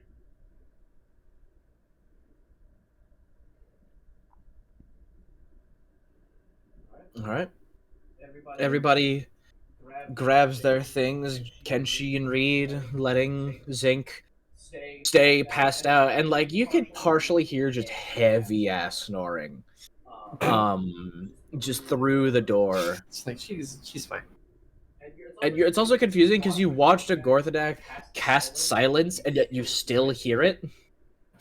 Like this is a this is a powerful fucking snoring. It's like you don't hear it's like you don't hear it per se anymore. You feel it.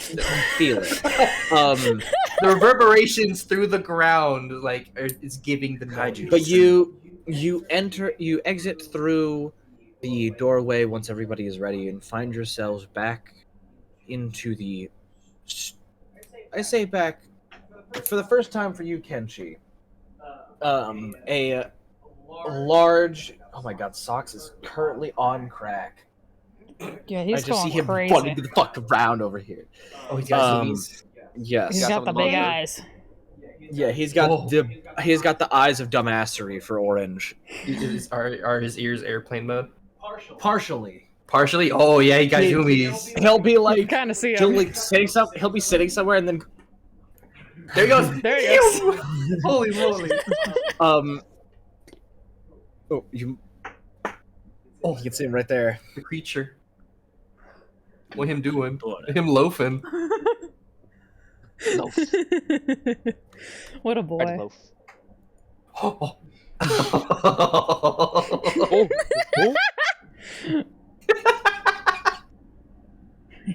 Oh, look at them airplane ears. That tail flick. I want a cat so fucking bad, dude. Meanwhile, Garfield just calmly walking over to the water thing. Very calmly.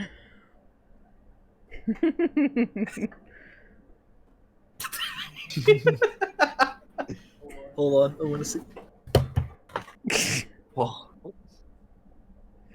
Be careful. Oh. I thought he was gonna put his hand underneath the blanket. I was thinking that too. I need him to get attacked. Oh yeah. Oh, I used to love doing that with my cat. You guys, sorry about that. It's an orange cat. You gotta fuck with him. Of course. You guys find yourselves out on the street, about 50-foot wide street, and on the other end is a massive wooden building that has doors maybe every 50-odd feet. Says Corzorn's Guild Hall. And as you turn around, you see the about what looks like 3 stories tall, made out of like a dark, almost blackened wood. Similar white smoke-like doorways, the same 50-odd feet with a singular, dressed in a nice suit, Gorthadak at each door. And as you guys exit out, you go down the few steps and find yourselves in the center of the street.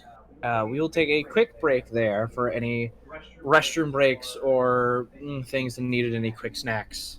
Nice. I gotta do my dailies in the sky. I might as well. I Time? might as well go to the bathroom real quick. I've been meaning to, but I had like 4 separate things that went on today. And 3 hours of it were taken up by Zero.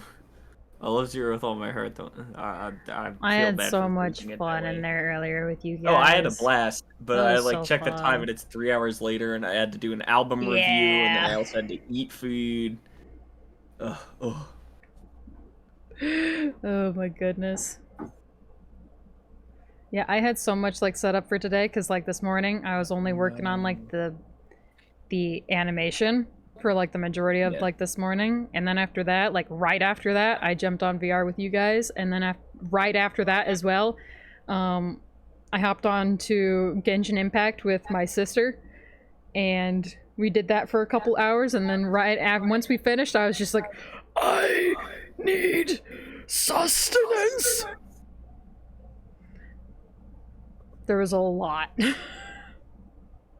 And then I had like maybe a few hours to just chill before we did D&D. But that was pretty much it.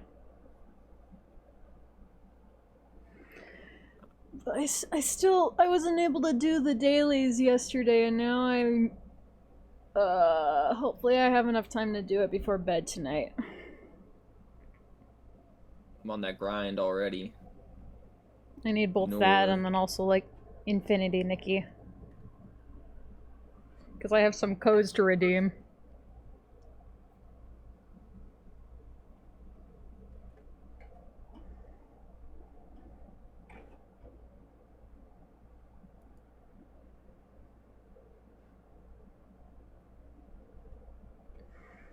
For stream.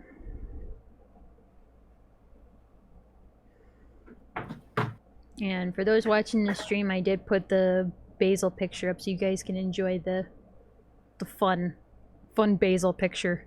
Animated!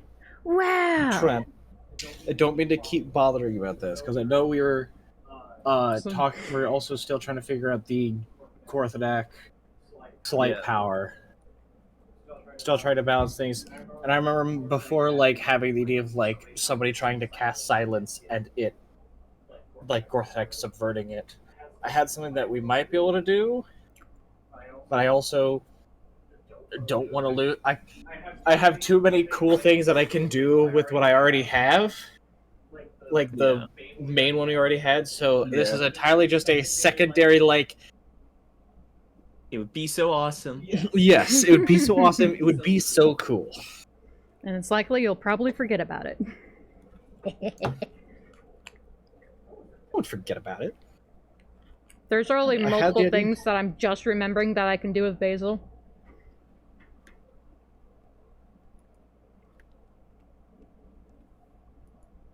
I'm very excited for this next set of things happening. I'm excited too. Testing, pumpernickel squash. Hello. Alright.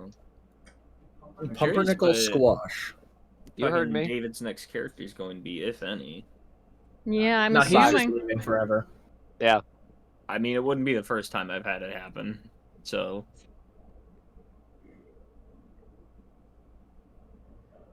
He will have another character. I'm also saying this now.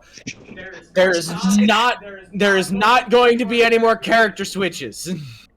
Fair. If your character dies, then you can switch.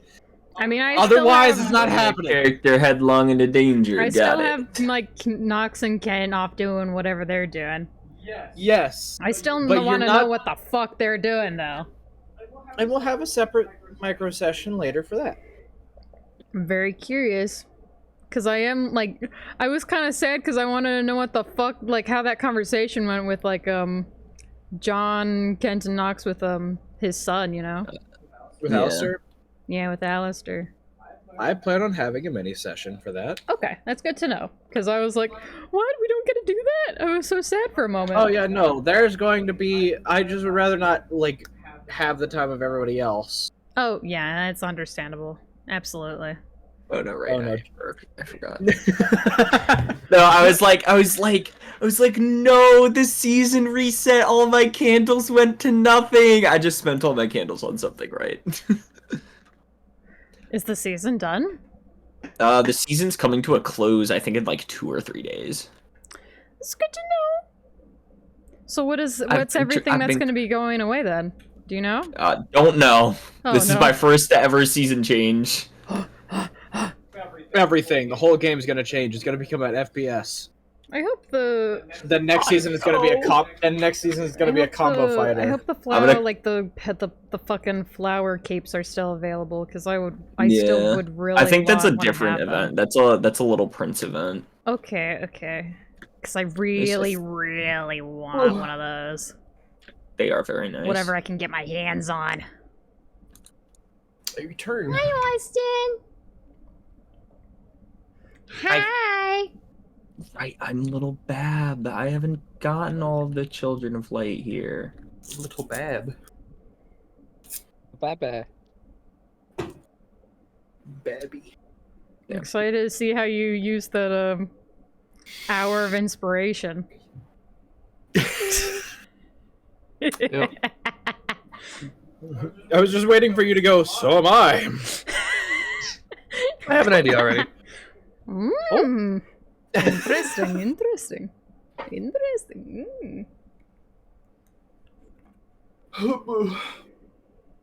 Fucking Jesus. Can I make? So would it be a Constitution saving throw to try to see how long you can last? Performance check, What? and then that subsequently scales the Constitution saving throw. Excuse Why do you know sex checks? Because I first started playing this when we were a bunch of horny teenagers. Yeah, fair enough. That's fair. Yeah, that's sex is definitely a performance check. Absolutely.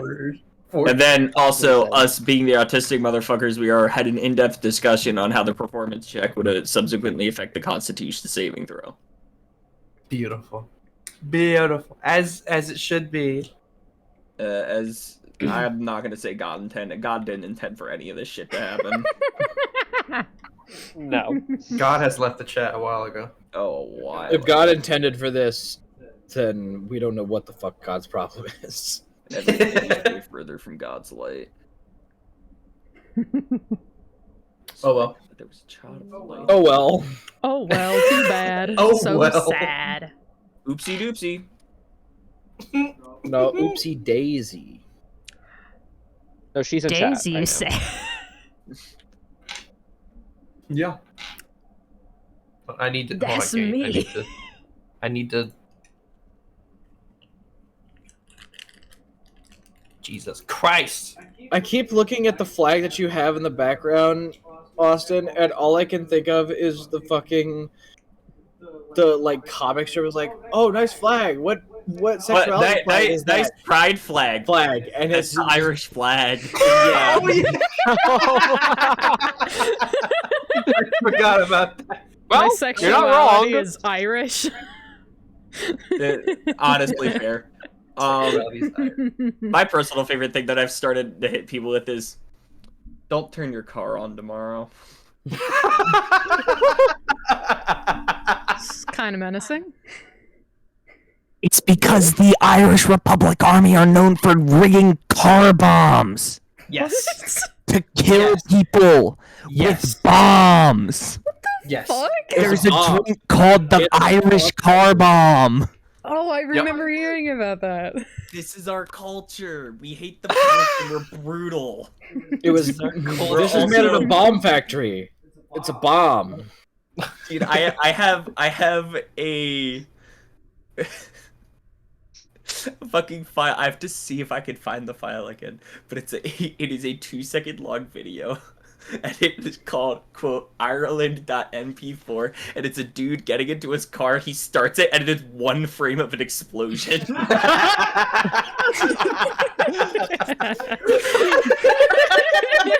If you find that, you need to send that to me, please. Holy shit. Oh my god. It's just Ireland.mp4. Okay, are we all back, ready, and available? No, I gotta piss. Well, All right. So, this is very intense music for being out on the streets. I would want Oh. to say, Audrey. hold on. But you all find yourselves now in this wide open street. What is it that you guys would like to do now? I think I'm actually gonna use that inspiration die now. Okay, what are you gonna do? I'm gonna do a little rizzing, I guess. Shoot your shot. We Yeah. walk in. All right. What do you say to Basil? Kenshi will like walk up alongside Basil, and he's like, "I pardon, but I simply must admire your just motherly instincts. It seems like that child loves you dearly. You must be a fantastic mother." Oh, well. What type of check would you like Kenshi to make? That is That's a good question. What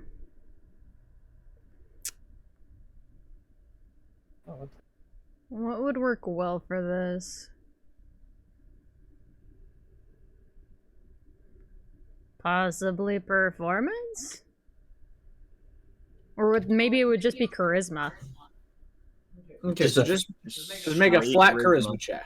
flat charisma check. Yeah, so you can just click on the word charisma or just roll d20 and add your charisma, which is a +0. So whatever. I was gonna give my boy some credit. +0. Okay, never mind.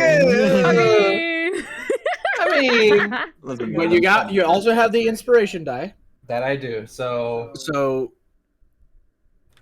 well, bam, that's a 3. Awesome. And then hold on. Let me move some dice. Inspiration die. 7. So 10. Oh no. Okay, I will let you decide how well 10 works, Audrey. Say what you said. What was it you said again? Effectively said that like you seem like a fantastic mother. Your daughter really seems to love you, and that's like inspiring.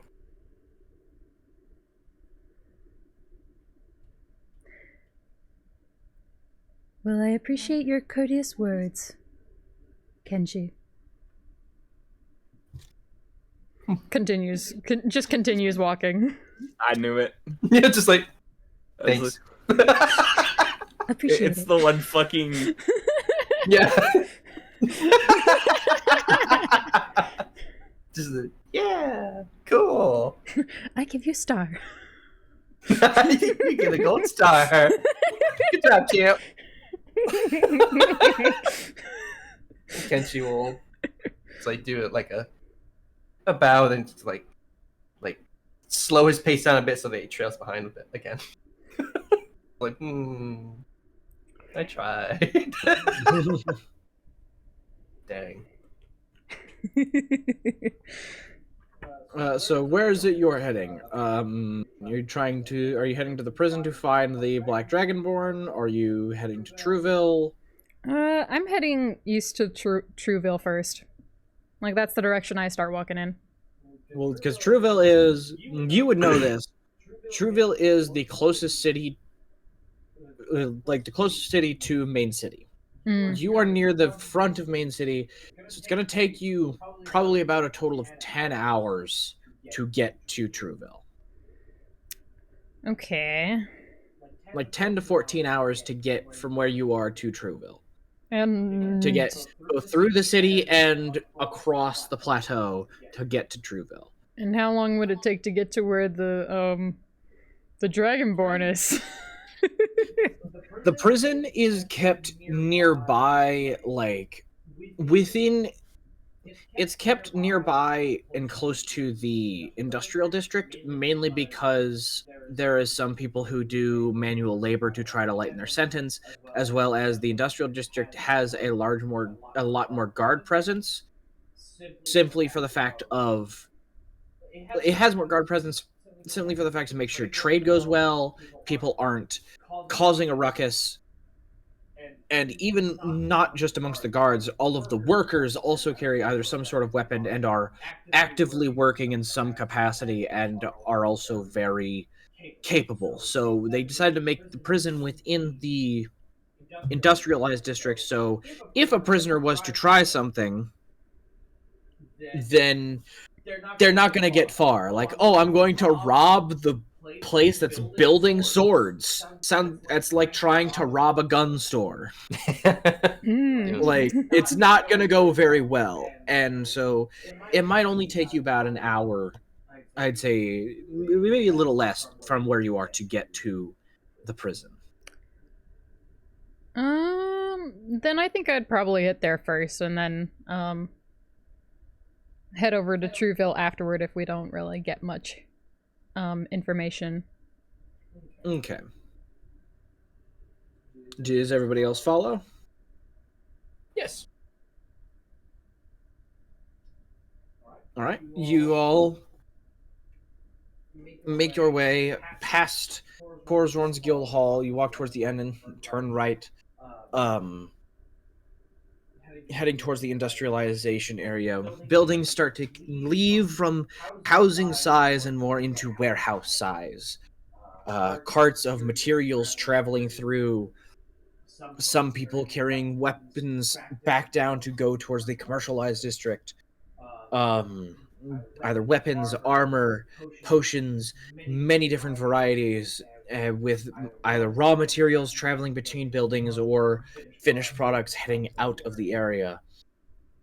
But kind of sandwiched between these more like weapon and armor craftsman buildings, there is a large, basically concrete square that is a couple 100 feet long, couple 100 feet wide, with a chain link with about 10-15 feet between the outer perimeter fence and the inner perimeter fence, and then another 10 to 15 feet between the inner perimeter fence and the building itself.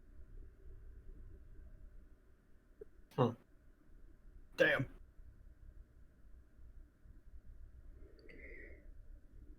So, Okay. as you walk around, there is eventually a front gate. And some people that Basil and Iankath you recognize because they are like entry-level guards. They've worked with you in the barracks sometimes in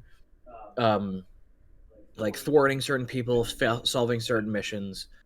So you do recognize two of the people at the front as just kind of some people you've worked with once or maybe twice in the past in the years you've worked.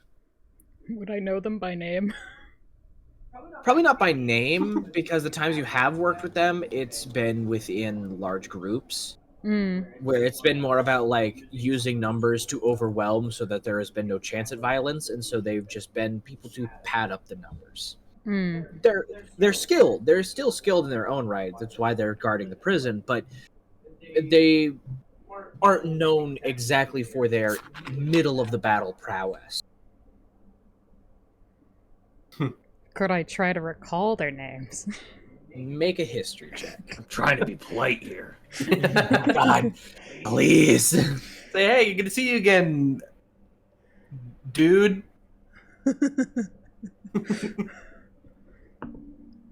Bro, how's it been? That's a 20. A dirty 20. Dirty 20. Yeah. So I'll say, yeah, you do remember, you only recognize them because one of them was actually, like, set to lead a larger group whenever you were... There was one mission, Basil, that you were set to lead charge in taking over a building that was controlled by people trying to make outrageous demands. And one of them was a leader that you had set to take. You segmented off the group that you were given to basically separate power. So you were over top of a small amount, and then those small amount were over top of a larger amount. So that way it was easier to have a chain of command. So the one that you recognize is named Darvoxen. And the other one you also recognize because he is the one that stopped somebody in that very same attack from getting the jump on you. They were specifically tasked with hiding just a couple feet behind you, and somebody tried to sneak attack you, and you remember watching this person grab...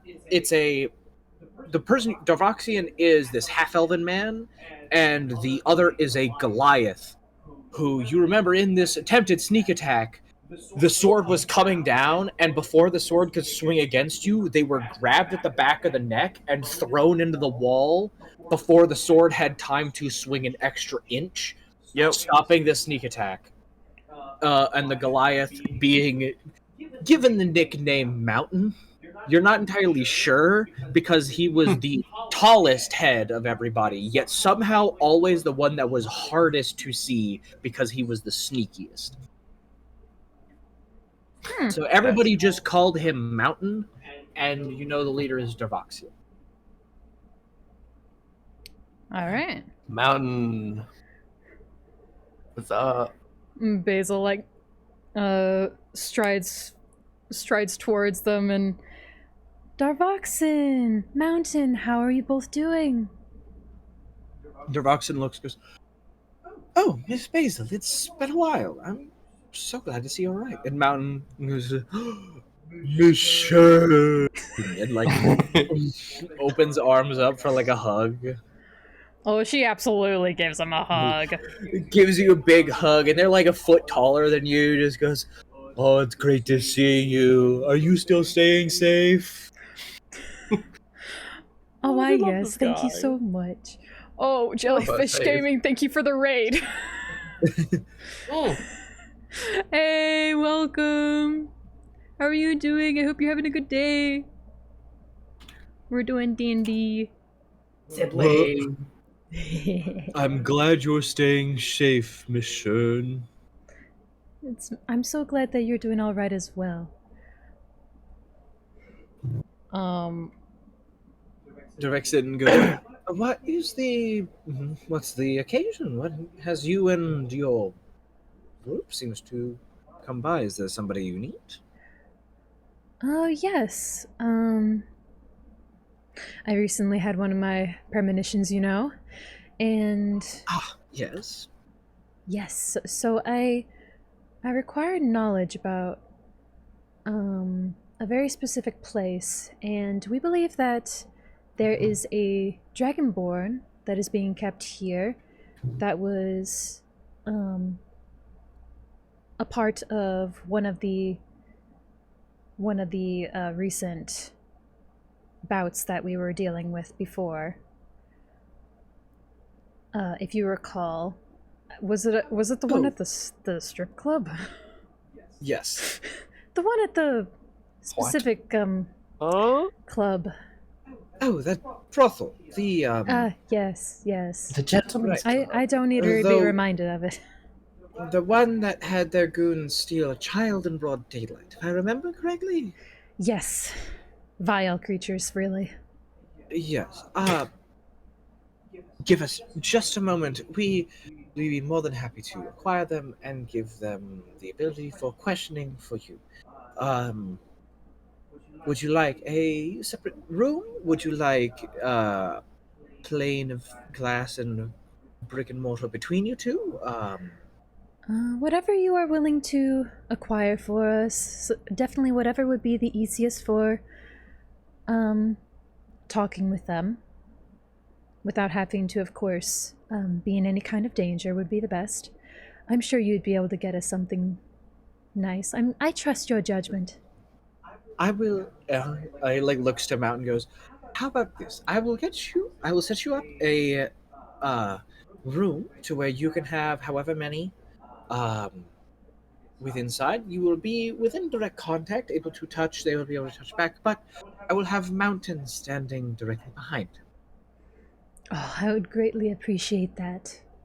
And Mountain goes, I get to protect her again? Yes, you do. Yay! And immediately, like, very heavy footsteps just into through the prison doors. He is such a sweetheart. He is surprisingly terrifying. I will get that post haste for you. And goes through, you see him talk to a few people, two other people you don't recognize come out and watch and like give a nod as you all enter through the prison. Somebody is standing, they leave somebody with you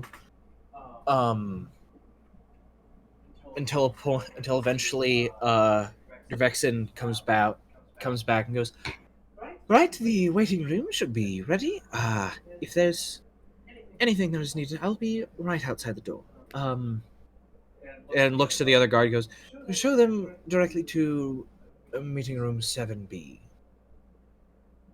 And the secondary guard that you don't recognize, half-elven woman, carrying not a spear.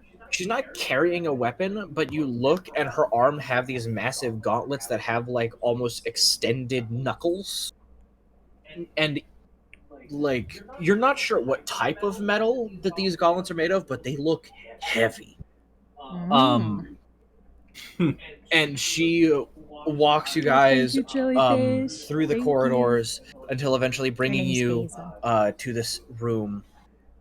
Opens the door, and there you see Mountain, the Goliath, standing there, holding a spear. What could be considered a spear if he was a normal-sized human, but is actually a ballista bolt that they are using as their weapon. Yo! standing there directly behind this black dragonborn in like orange jumpsuit, like arms bound with some sort of like magical energy just holding their wrists together, and they're sitting there and they see whoever would like to enter the room or whoever would like to stay out can do so.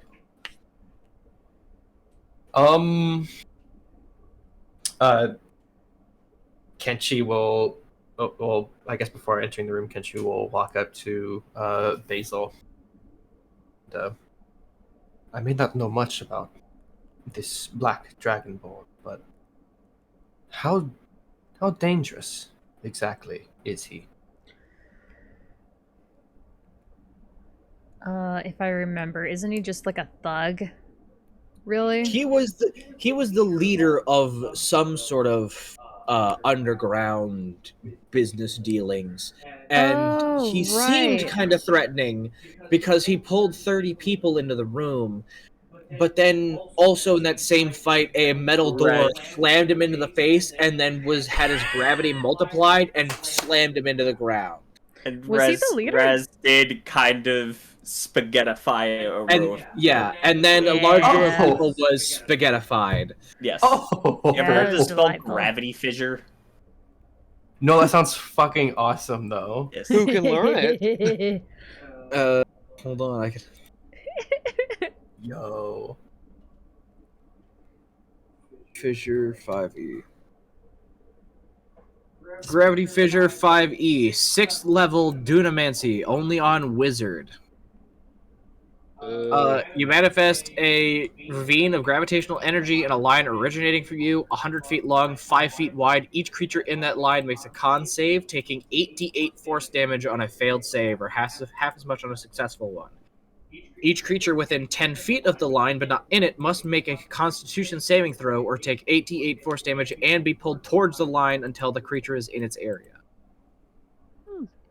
And it gains an extra d8 for every level above 6th.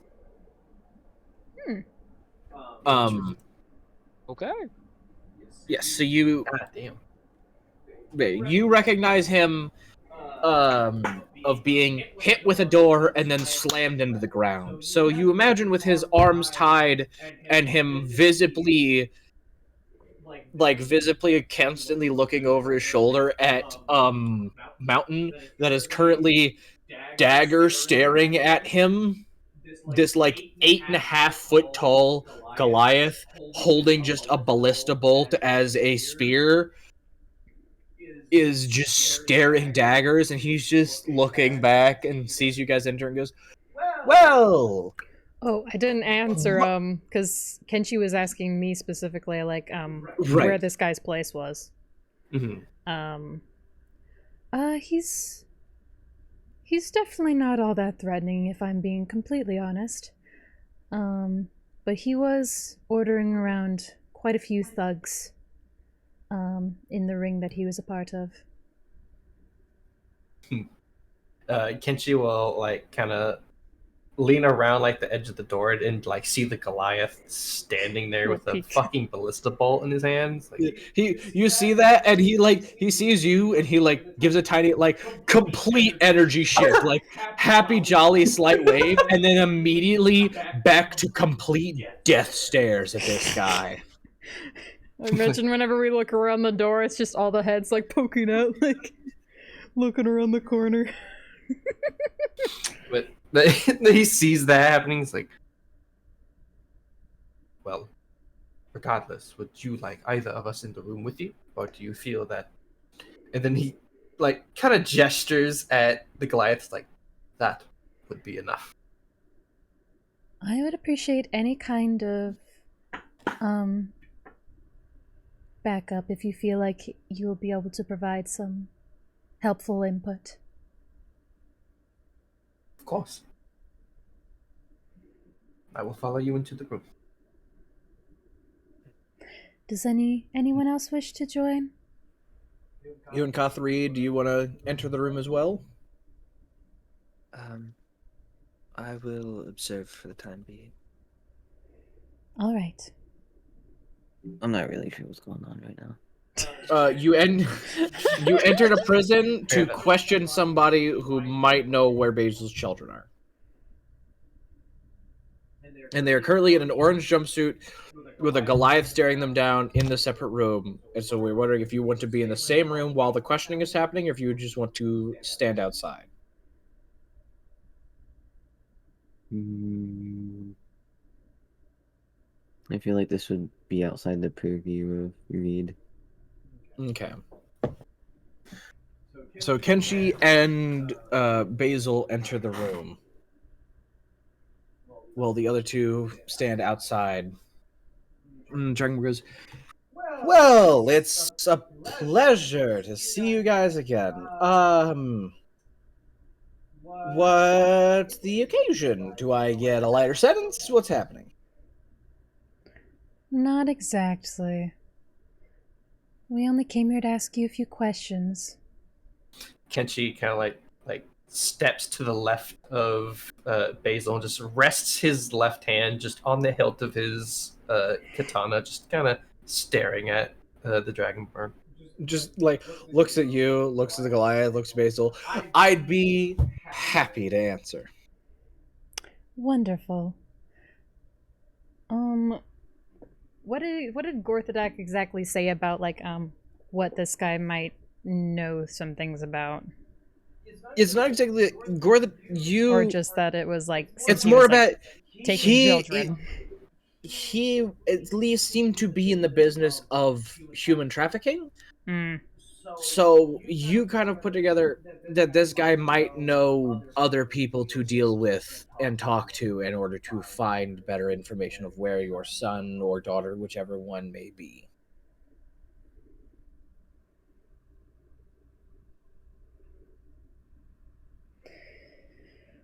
Okay.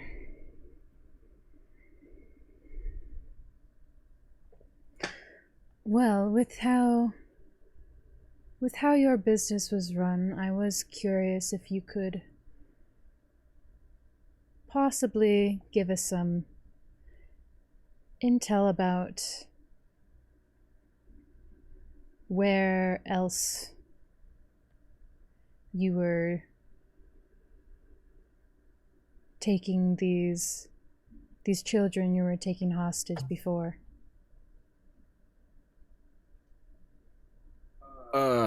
Or information about them. Where that would be held. I'm gonna have to be a little specific.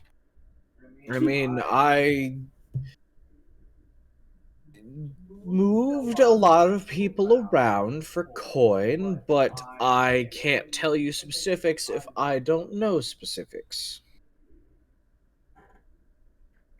You would require specifics about who we would be looking for? About descriptors?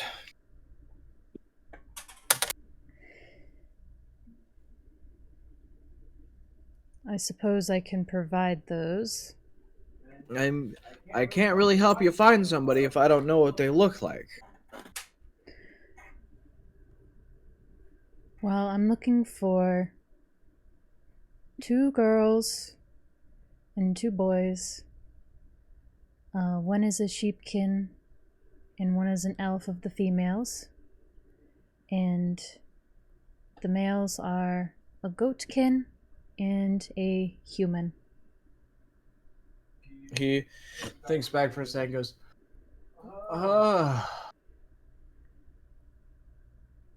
I never dealt with them directly, but I think I did hear something through the grapevine about a goatkin. Around the age of 8? Yeah, that sounds about right. Where? I'm sorry, but I just heard it through the grapevine. I don't know specifics. Kenshi's gonna insight check. Go ahead and make an insight check. Could I insight check as well? Go ahead. Both of you can make insight checks, or one of you can make it with advantage. What my, does my insight? My what's insight's a insight? +6. Plus? Oh, okay. Let me have a look at mine. Mine's also a 6. Let's go. I guess So, we just both do separate rolls. Yeah, we could just. Yeah, both of you can make separate rolls. Might as well. Might as well. That's an 8. Jesus Christ. I watched the dice just go Oh my god. basically Okay. straight down. I got an That's so cool. 18. 18. God damn it.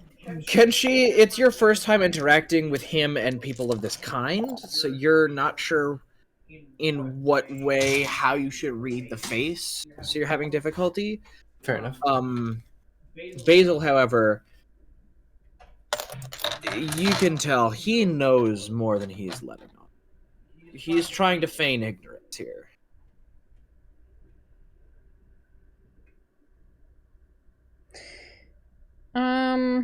What's the layout of the room again? It's a simplistic room, maybe like 8 feet by 10 feet. There is a desk directly in front, which he is sitting down, wristbound with magic. But it's a simplistic stone room. Okay.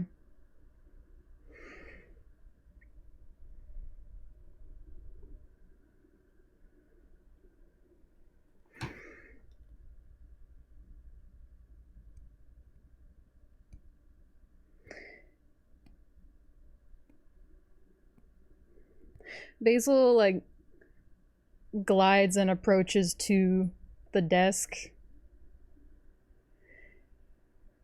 And,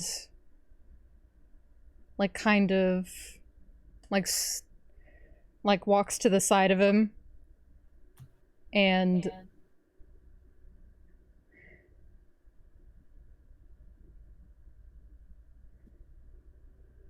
I don't wish to do any harm to you or anyone in your company unless I have to. And I can tell that you know more than you are letting on. And as she's saying this, she is like turning around him, like gliding her hand like across his shoulders.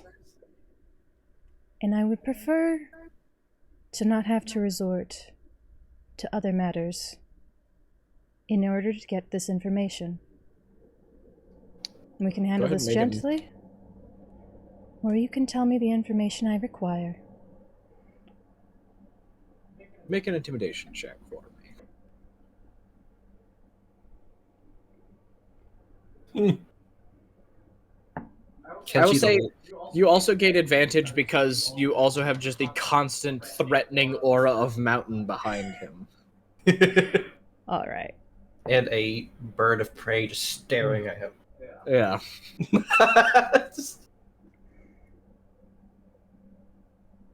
Kenji's a little shocked at Alright. the words she said. Like, Oh shit, I just realized your intimidation modifier. wait, what is it? It's a 9. Damn! Oh my god! Okay. That is a Hell 16. A 16 total? Mm-hmm. Damn. Okay.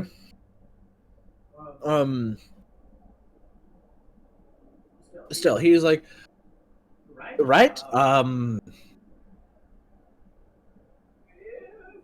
If I remember correctly, I never did the final transactions. I more did the acquiring of raw. That doesn't seem like the right word.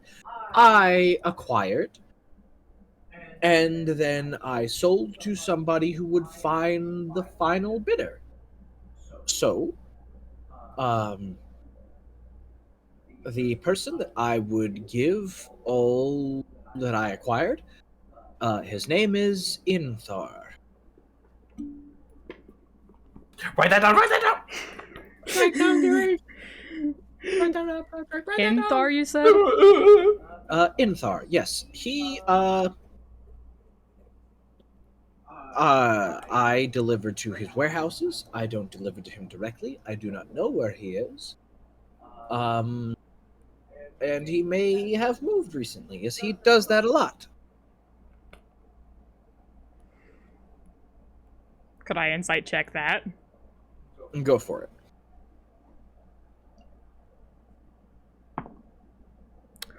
Natural 20, nice. Natural 20. Shit. Yeah, that's a 26 in total. You are looking at this and you see like he is currently like he's fidgeting with his wrists because he's seeing if he can do anything and he can't. And he's looking at you and like every time you can see every time he like shifts slightly,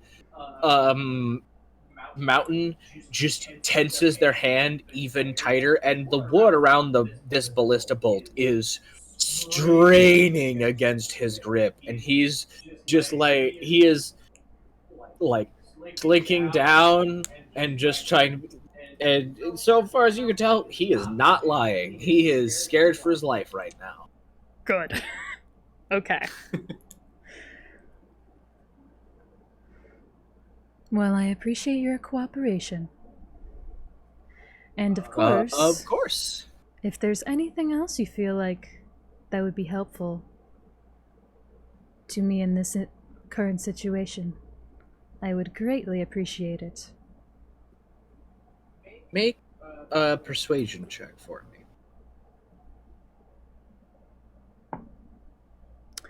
Also, you want to know what my persuasion modifier is? What? It's a 9. Damn straight. Okay. That's a 25. 25. He goes, right. Oh, right. If I remember correctly, Inthar is a fan of exotics. If there are things that are more exotic than others, he tends to keep them for himself.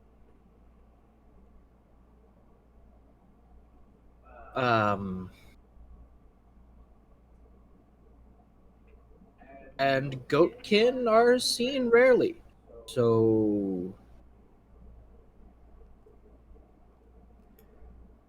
he might have sold him elsewhere. He might have not. I truly don't know.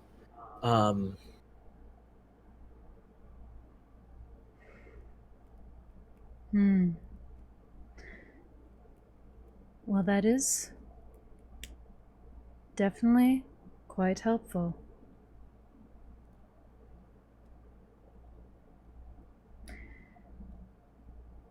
And like sits for a moment and goes, so with cooperation with the law, does that mean I gain any sort of lighter scent?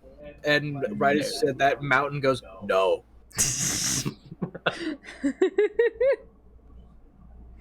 Okay.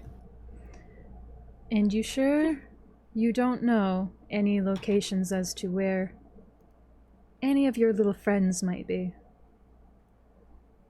I mean, I know my warehouses, though I know their original location. They might have moved.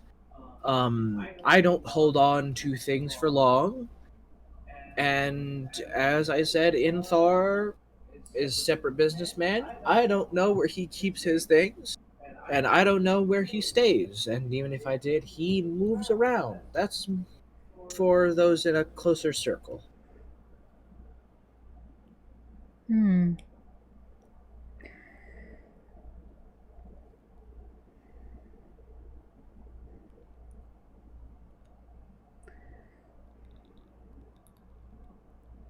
Could I insight check that again as well? Go for it. Make another insight check.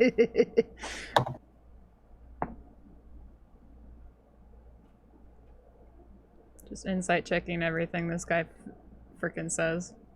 We might as well. He's a criminal. 16. Yeah, he doesn't seem to be lying. Hmm. He is terrified. Well, we appreciate your help. And I appreciate helping. And there's just like a slight twitch in the eye because he can't really do anything else.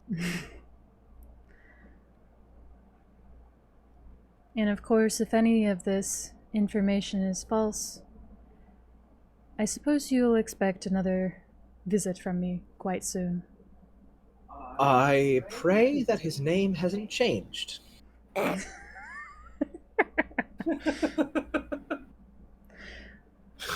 Well- a stupid joke. I'm not gonna make that joke. Make it. I'm forcing you to.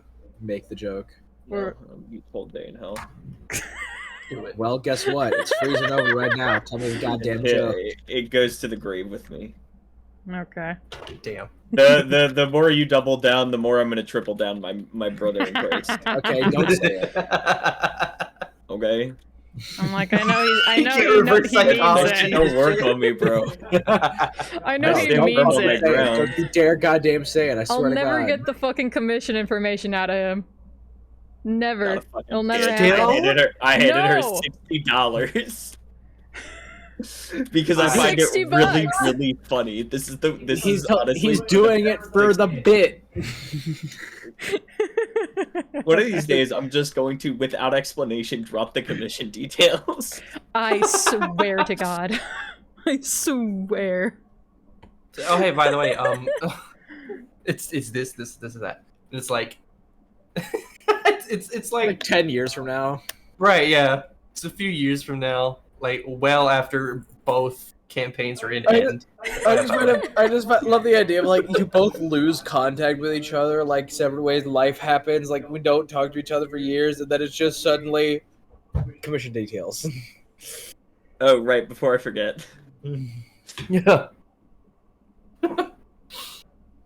But the Black Dragonborn sits there and goes, so, am I allowed to go back to my cell, or what's happening?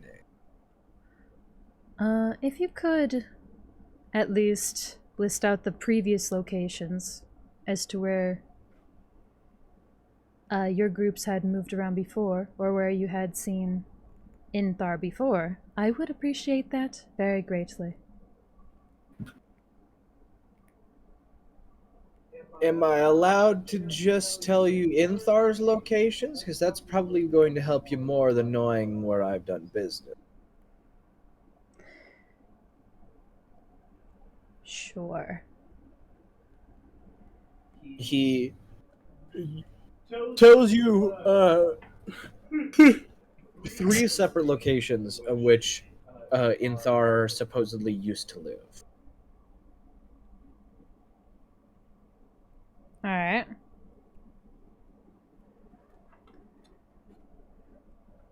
I don't have exact addresses down. Okay. obviously, because 3 destinations. Yeah, I Alright. didn't create fucking street names and everything for Main City. I'm not that autistic. Okay. Well, thank you very much for your cooperation. And I hope you have a wonderful rest of your prison sentence. And Basil turns her heel and leaves. Not even a year off. Okay. That's what you Kenshi- deserve. Kenshi will, like, half turn towards the door, kind of look at the Dragonborn, say, "Scum," and walk out. Nice. You see them come out, and the half-elven man goes, I assume you all are done then? Was that everything that you required? Yes, thank you so much for your help. It really means a lot. It's my pleasure, Miss Sher. If there's anything else you need, just feel free to ask. I really appreciate it. And definitely let Mountain know that I greatly appreciate his help. Of course, we're currently going to have Mountain escort him back. And at this point, you see it's less of an escort and more of the free hand is wrapped around 3/4 of the Dragonborn's body and is just carrying him back into the main prison body. Oh my god. Just full Yoink. palm around chest. She just picks him up by the head. Just carrying them back.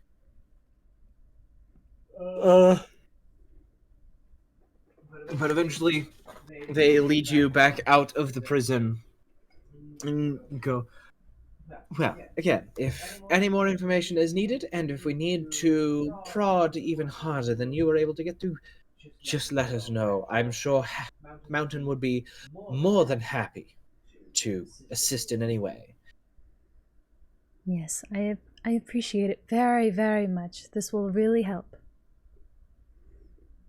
And if you find any other possible leads or information about the whereabouts of this Inthar, I would greatly appreciate any help. I'll make sure to run it through the chain, just in case anybody has heard any words. Yes, thank you so much. But if that's everything, we'll probably be on our way now. Of course.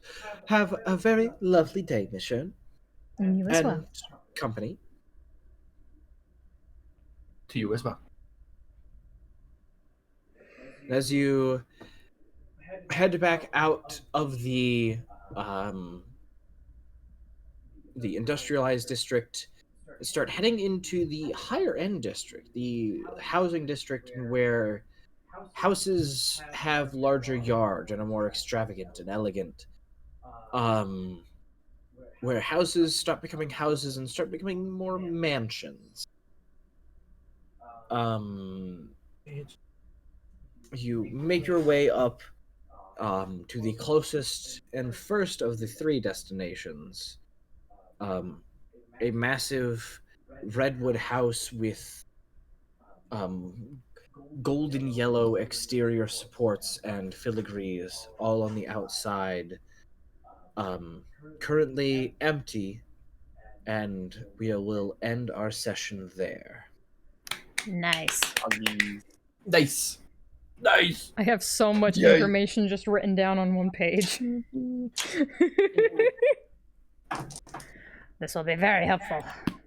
Yeah, I'm gonna go to bed now. Let's go bed. Yes, this was a lovely time. Night-night. Say bye to stream. Real quick, I was gonna fucking show off Stank Face. Where is it? What? Yes. Stank face. Stank Face. Fuck yes. The He's bass line saying this- specifically in this song, I fucking love it. This man. Oh, I can't wait. Oh wait, actually, I'm just gonna give you the raw intro because I love Lewis Cole.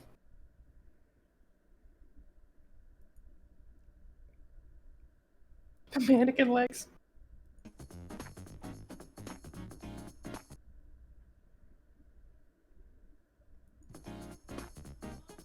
Nice.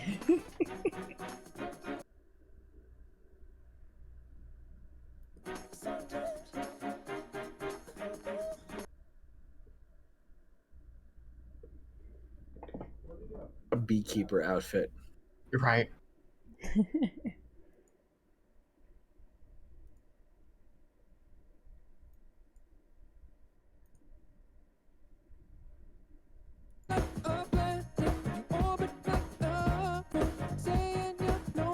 That.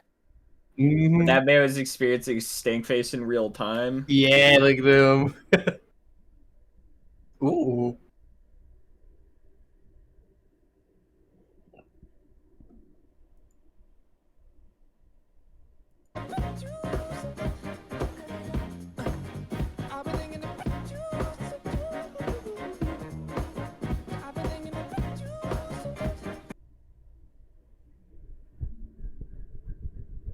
The Porn cat. Cat! Kitty. Cat is so confused. Alright, I'm gonna be popping off. By the way, to- this drum to kit raid is out, on but- the stairs that the bassist is sitting on. The drum kit's on the landing. Alright, I'm gonna go raid out. Everyone say bye bye to stream. Bye, stream. Bye, stream. Bye bye guys. Have a good night. Oh, Bye, wait. stream. You want Stank Face over a